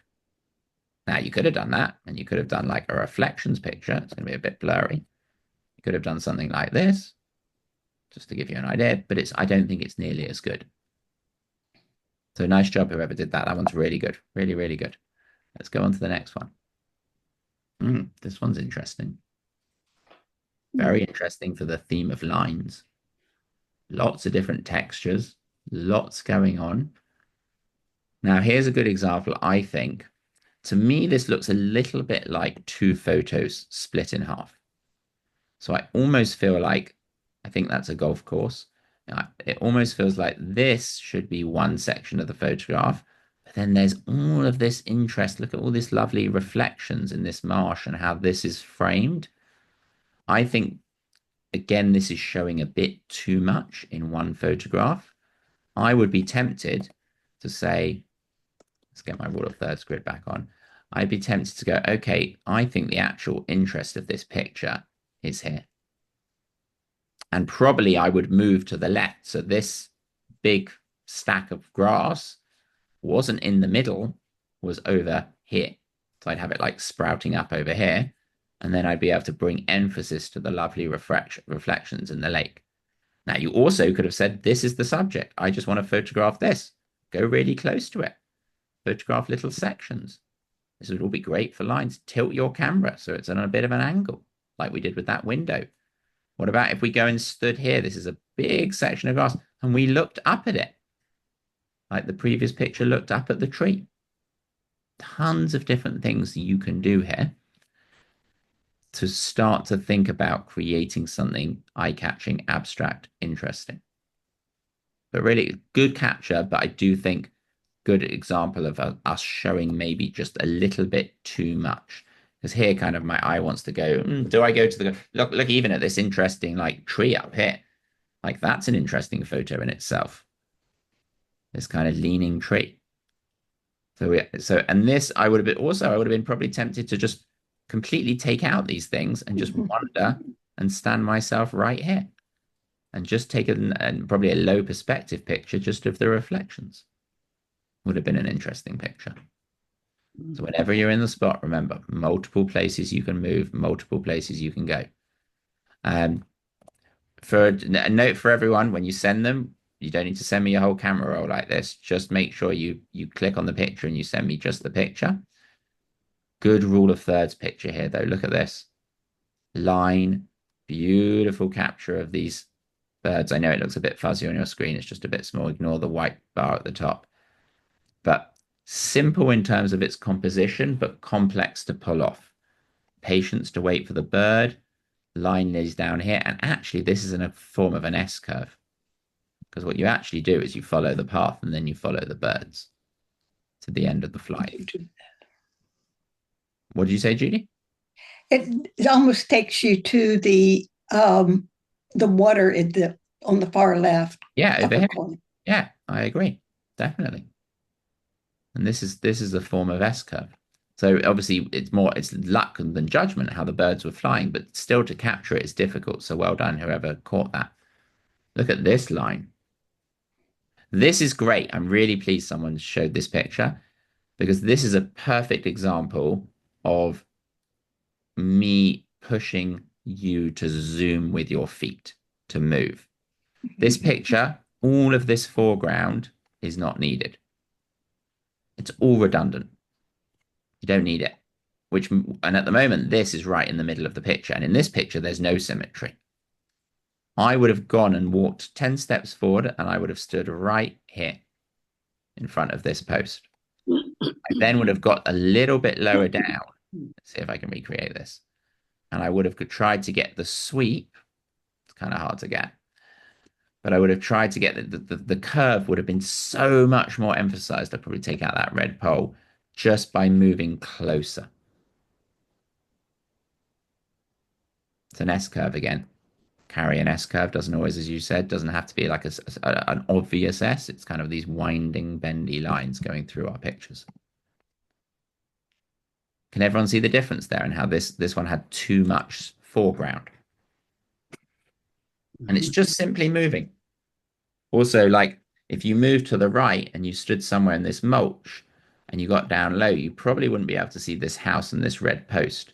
You just see this big sweeping line taking us off to who knows what, which would have made for a stronger story in this picture. This one's kind of like the bench one. Very similar in terms of how it's put together. It's a lovely picture. Is this someone who's here today? I'd be interested to know where this one was taken. This was mine. It was taken at Lake Burton in North Georgia. Beautiful. So well done, Carrie, for including this lovely frame. Here, I want to make sure if you didn't already, you can kind of see the sun is getting a little bit overexposed, just a tiny bit. And that's that problem the camera has with the dynamic range. So whenever we do a sunset, we're going to put our square over the sun. That will hopefully do its best to get the sun and the colors in the sun. You've actually got, when it comes to lines, Carrie, you did a really nice job because look, here's our vanishing point running through the picture. And then I would actually argue that the lines of the hills, and you've moved yourself to get the sun coming down in the right place.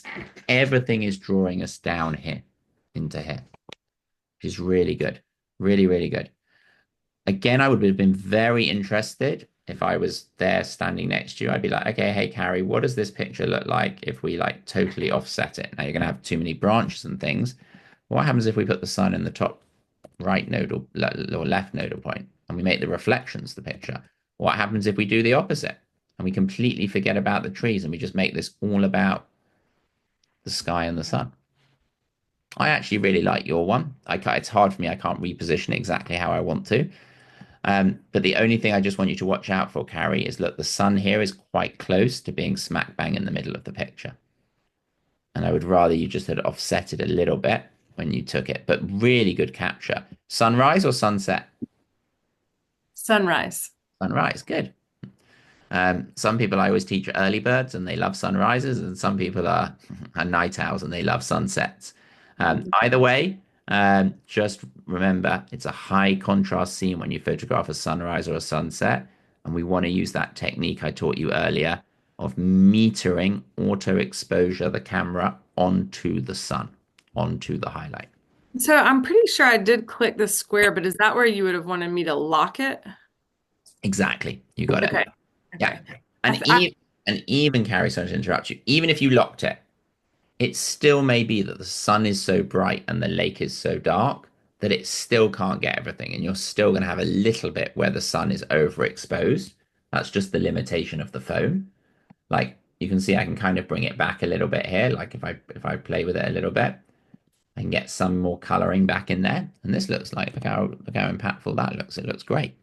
But yes, if you would have held your finger, it would have done a better job, the 1, 2, 3 and lock it carry than just a single tap. Nice job though. Really, really, really good photo. Nice job for lines. This one's also interesting. I love this one. Very clean, very crisp, strong horizontal. The only thing on this one, let's watch out for our horizons right through the middle of the picture here. So I think there is a certain symmetry here, but I'd probably just crop out some of the sky. I just don't think you need it. And make it all about the reflections. I love the blue and the green. You could have gone the other way. You could have said, oh, I just want to focus on the reflections. Just giving you ideas. If we were doing a reflection photo, we could have tilted our camera. Let's probably go this way. We'll probably look a bit better. And you create something really abstract like that. Maybe you go even closer. I like the original photograph. I'm just showing you that there's 100 ways to skin the cat. There's lots of ways to take the same photo. And look how interesting that would be. You showed that to someone, they've really got to look hard at it to figure out what's going on. It's interesting, it's dynamic, it's got texture, it's got line, it's got diagonals, which is what I talked about with that very first picture of the fence. But I equally like the original picture. It's also interesting. But I want to push you all to be more than just the documentary photographer. And the documentary photographer is the person who just chronicles the scene as we see it, as we would see it as humans. It's a point and shoot. It's a take the picture, move on. The minute we start thinking a little bit out the box, and hopefully by going through these pictures, I give you lots of different ideas and tips. I want you to not just be photographing and just be like this in your head thinking, this is just a way of documenting the beauty that is in front of me. That's good. We usually want to do that. But then we also want to look for interesting, we call them vignettes in photography. You would have seen I think I may have mentioned this to the group last time, but I'll mention it again. You would have seen sometimes GCA will ask for something called intimate landscapes. It comes up again and again as a theme. And intimate landscapes, they define as a landscape where you can't see the horizon. So like if you photographed, I don't know, something like this, that's an intimate landscape. If I cut off the horizon, so if I go there, just to give you ideas. And look how interesting that looks. Like even if I go this way, it's probably going to look even better. Something completely abstract. So lots of different ways to do it. This is a really nice shot. Look at the crispness here. This is excellent. This is amazing for me as a professional photographer of 22 years to see how good the iPhones have become. Look at the clarity and the crispness of the bug and the flowers.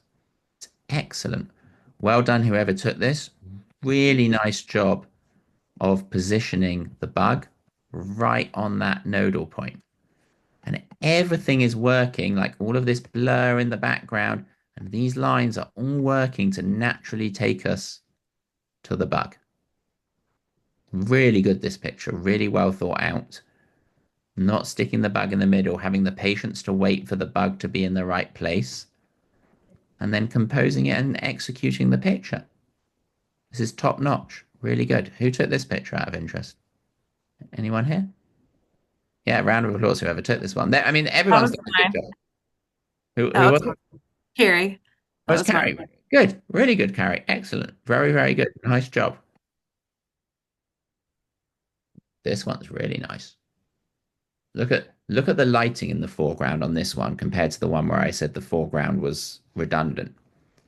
In this one, that all that shadowing, because it's taken either early in the morning or late in the day, is creating a lot of interest in the foreground.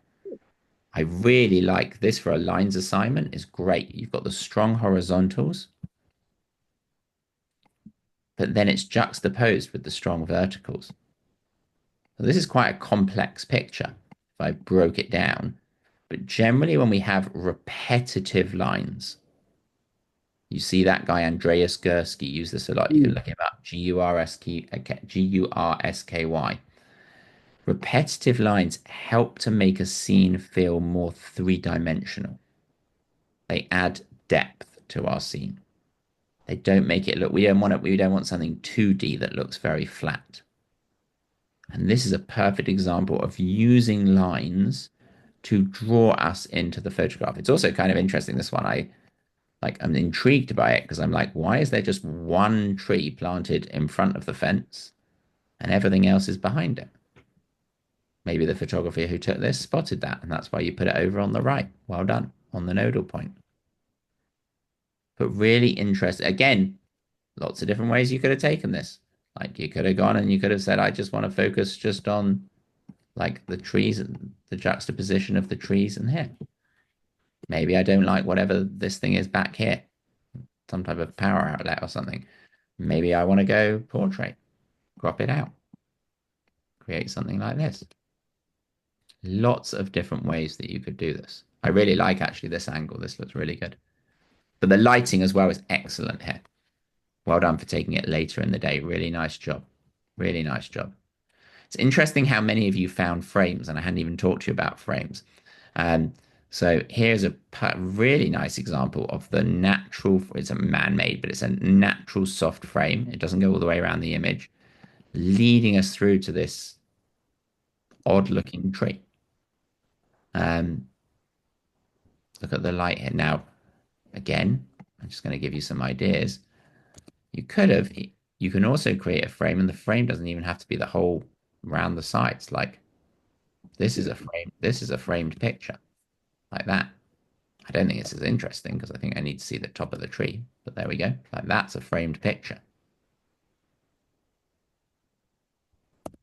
This tree looks like it's on its last legs, unfortunately. But any of these crops that I'm doing here, just to give you ideas, this again, most people, nice job for finding them, would be like, oh, this is a really interesting tree. I'm just going to document it and take a picture of the tree. That has nowhere near as much interest as this. I really like this one. Nice job. Who took this? Anyone here? Okay, don't worry. Well done, whoever did it on the recording. Really nice use of framing. Look at this one. This one's lovely. Really nice in terms of the light. Don't worry about the black on the sides. That's just whoever took this, just please make sure you can actually crop that out. That's someone by accident doing an 8:10 aspect ratio instead of a 3:2. But let's focus on the picture. This is kind of like the dock picture I showed you where I said you can use the dot. Look at this strong vanishing point.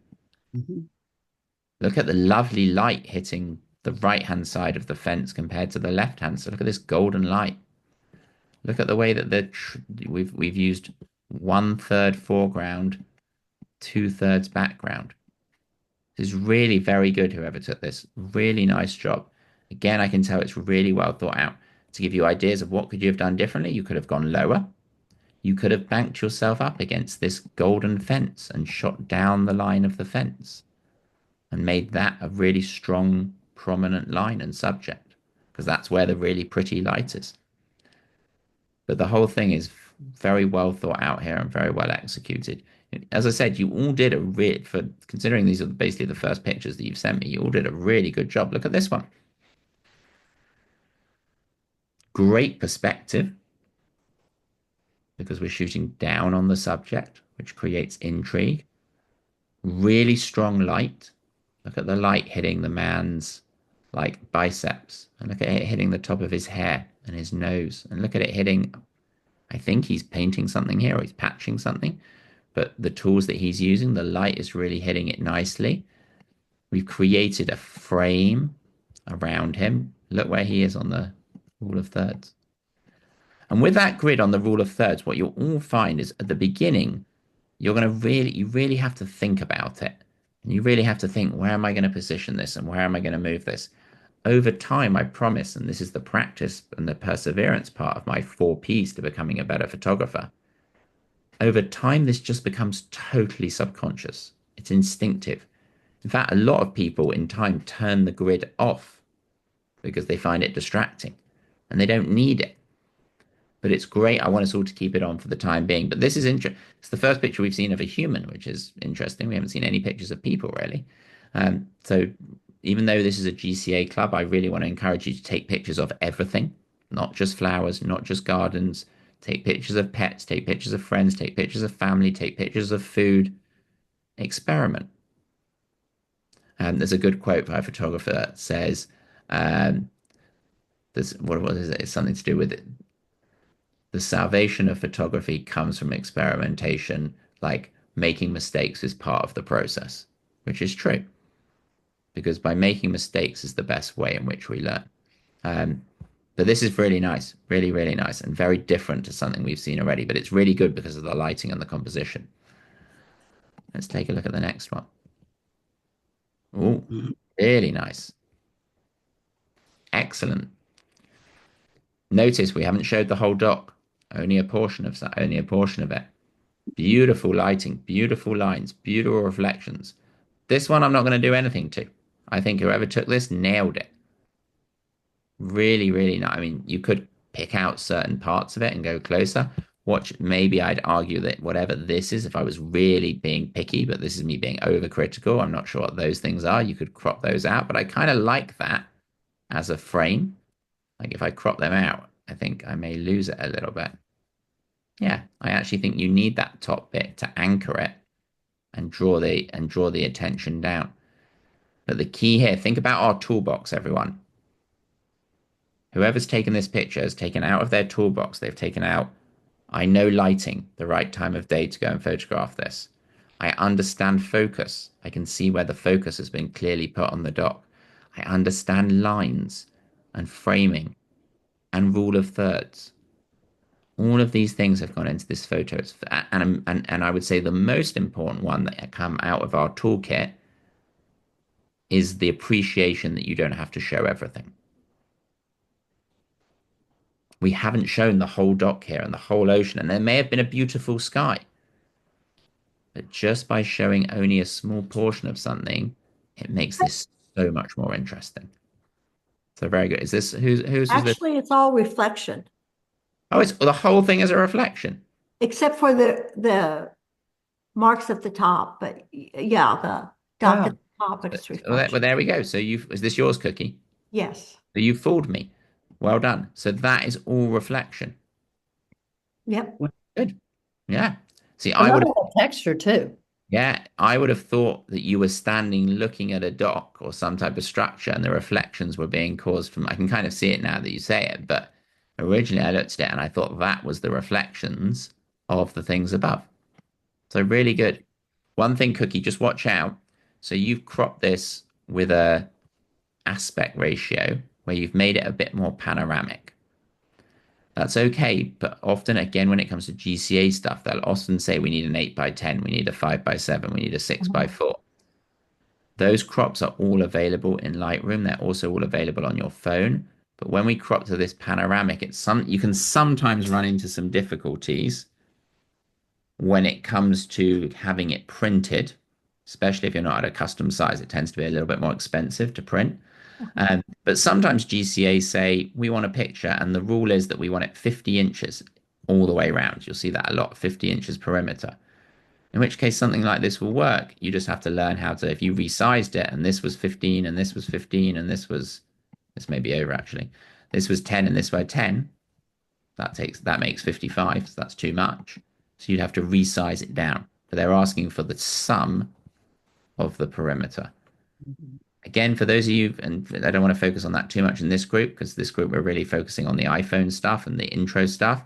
But as we get more advanced, I'll start talking to you about sizing pictures. Eventually, I'm going to start getting you all to bring your pictures onto your computer, and not just working on them on your iPad or your iPhone, because ultimately that's going to give you a lot more creative control over what you can do with them. And Cookie, I think, has worked on this on her computer and then sent it out to me. So nice job, really nice job. Another nice one. Really interesting. Good fill the frame assignment here. I love this little texture in here. Probably on this one, I would even offset it. Yeah, no, that's too much. I'm just wondering if I need all those leaves at the top.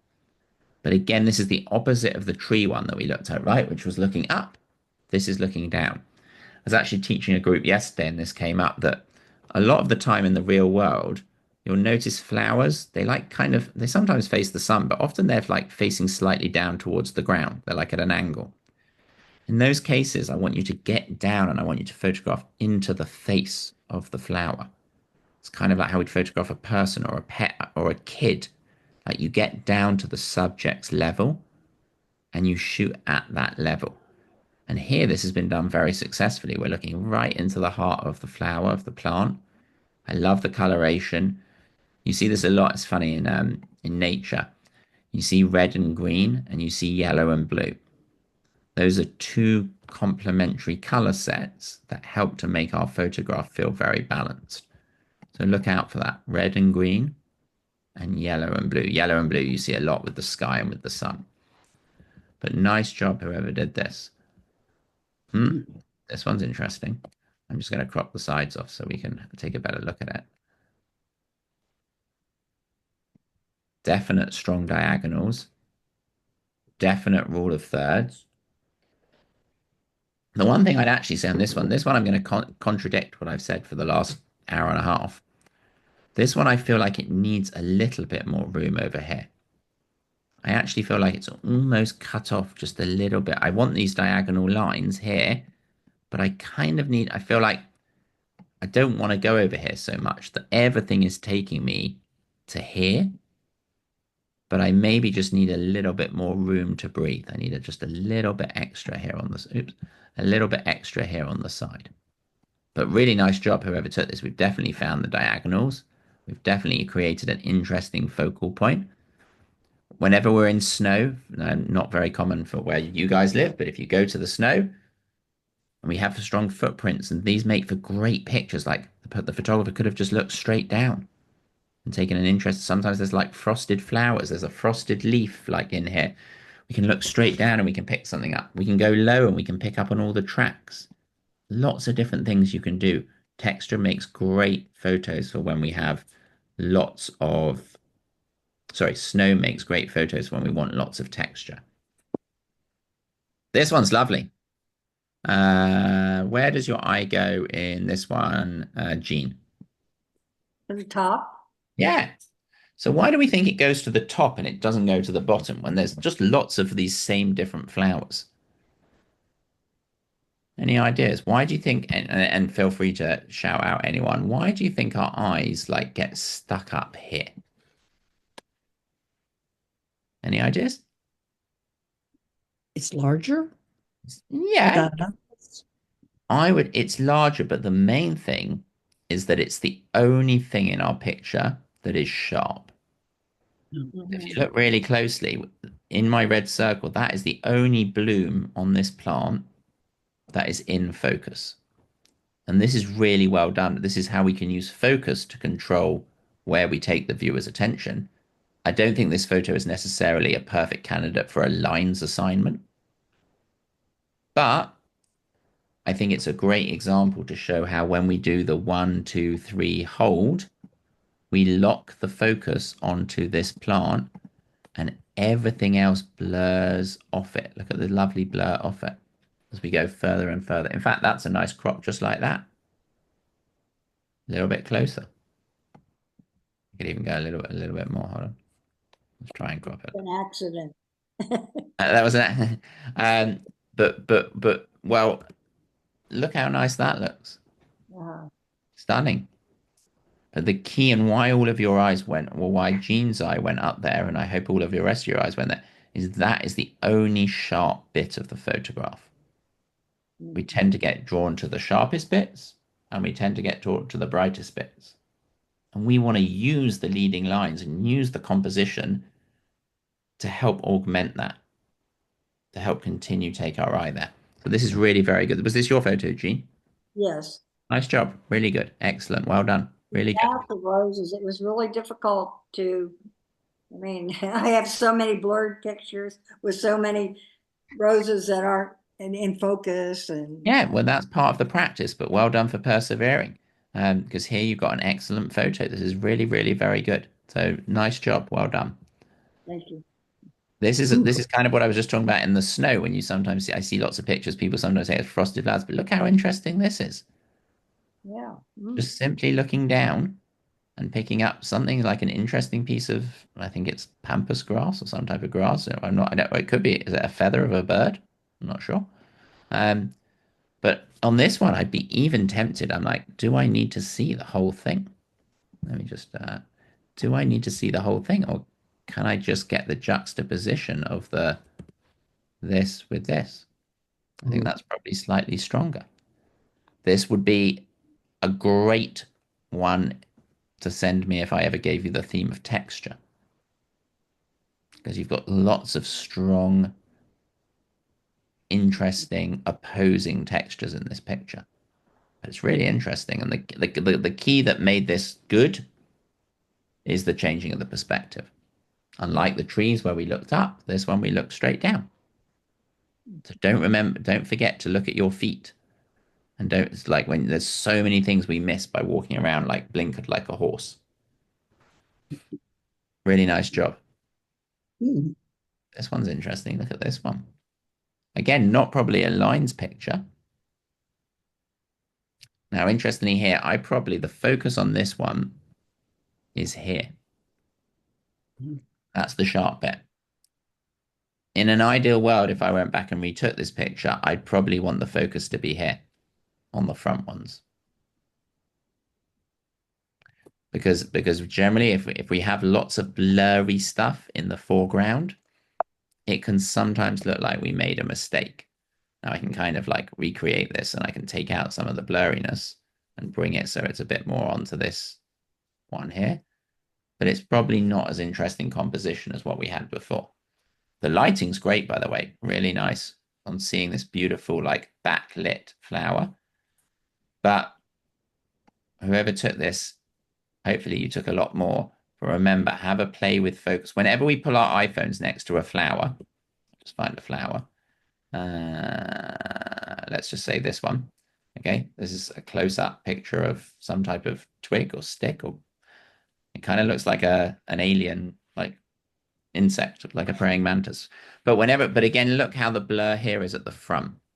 I don't want the blur at the front. I want the blur at the back. So let's make sure we put our, this is a really interesting picture. I have like the work that's been done on it, the way the light is hitting it. Very abstract, very interesting.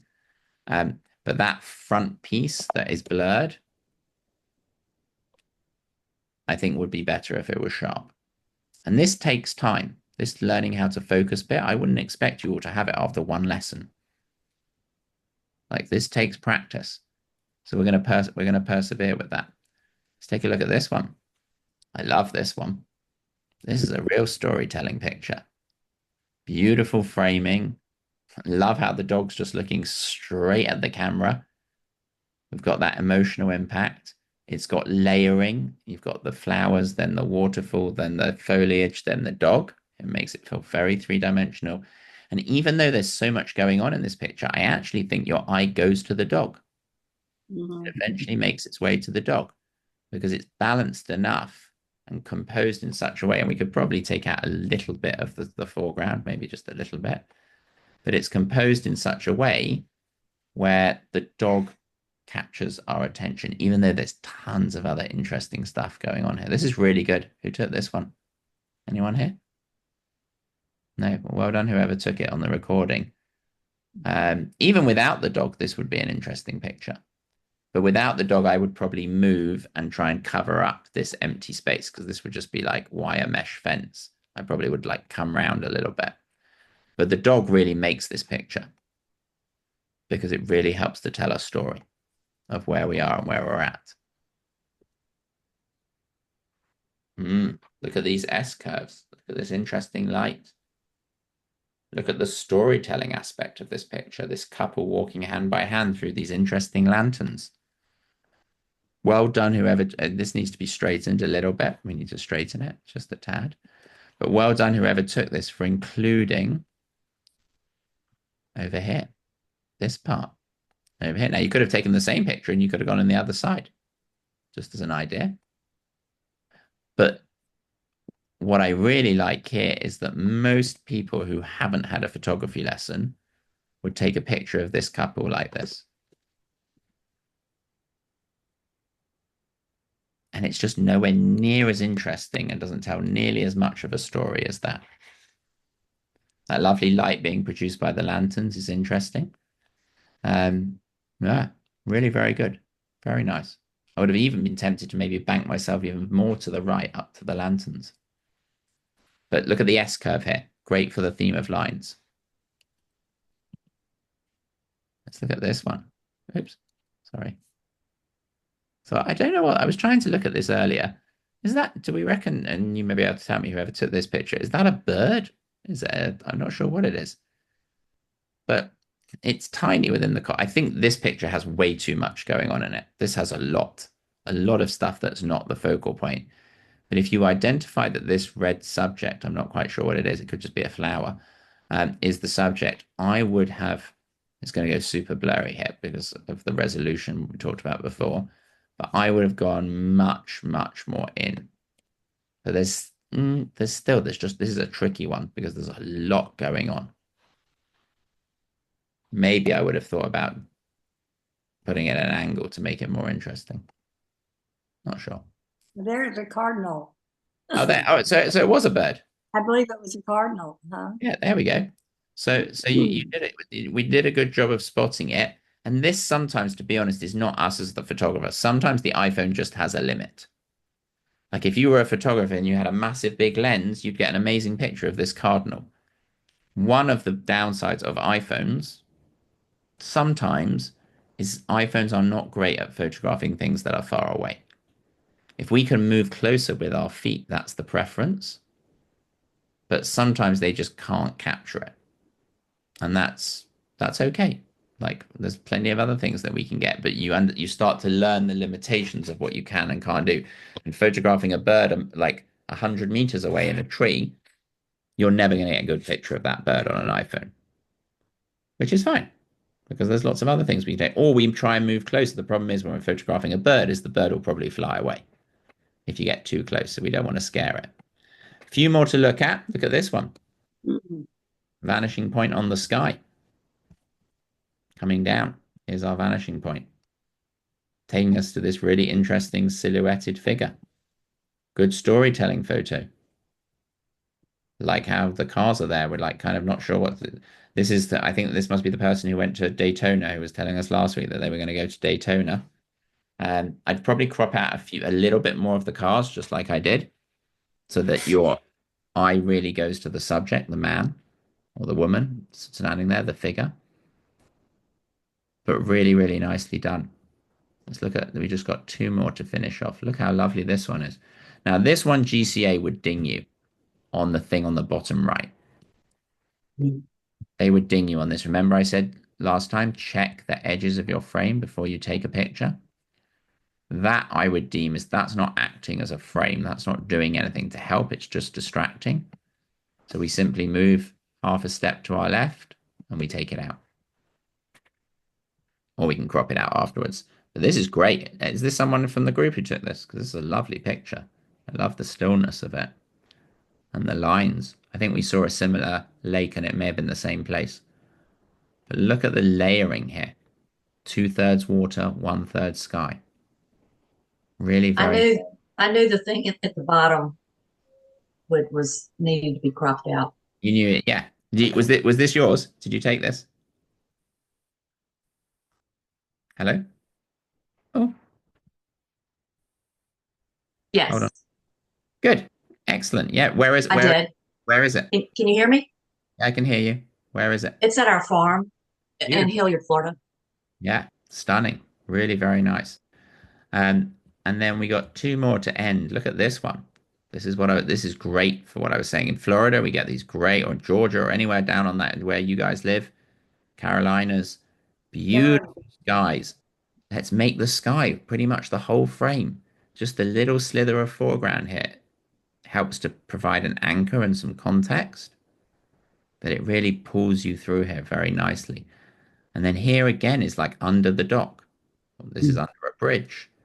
Now I think here we could have probably taken this bit out. Maybe we focused on this bit. Maybe I don't know if you could have moved closer, you may have been as close as you could have got, but if you could have taken a few steps forward, I probably would have eliminated this wall from the picture. So you would have really seen the reflect, because there's probably more water under here with reflections, but clearly a very good assignment for lines and framing and rule of thirds. Very nice job. So as a group, I'm very, very impressed with how well everyone did. Like, this is hard. This is not easy at the beginning to find this stuff. And also, I'm fully aware that I've thrown a lot of things at you to think about when you're out in the field. I want to take it one step further today, and I want to give you another assignment. And this time I'm going to give you the assignment, and all I'm going to tell you is details. And I'll explain why I'm giving you that assignment. I'm giving you that assignment of details, and I don't want to give too much away because you can photograph whatever you want. But keep bearing in mind everything that we've learned up to this point. But I really want us to think about removing anything that's distracting from our images. I really want us to think about, I only need to show a portion of something, whether it's a bridge, whether it's a person, whether it's a dog, whether it's a amazing sunset. Sometimes I don't need to show the whole thing to tell the story. And me giving you that details assignment will force you to do that. Feel free to take pictures of everything. The assignment is just a guide for you to encourage you to go out and take pictures. But if you want to send me something else, send me something else. If you've had a challenge when you were taking a photo, send me that picture. I love to not just see the good ones. I love to see the ones that you found difficult, because that's where I can really help. Okay? Anyone got any questions? I know we're a few minutes over, so I want to respect everyone's time. Anyone got any questions? Good. So well done. I'm going to stop the recording. The next class is on. I'll resend the Zoom link out to everyone the day before, just so we're on top of it. But the next class is, I'm just looking at my calendar. When's our next class? Is the 13th, I think. Someone hold me true, but I've got it down as the 13th.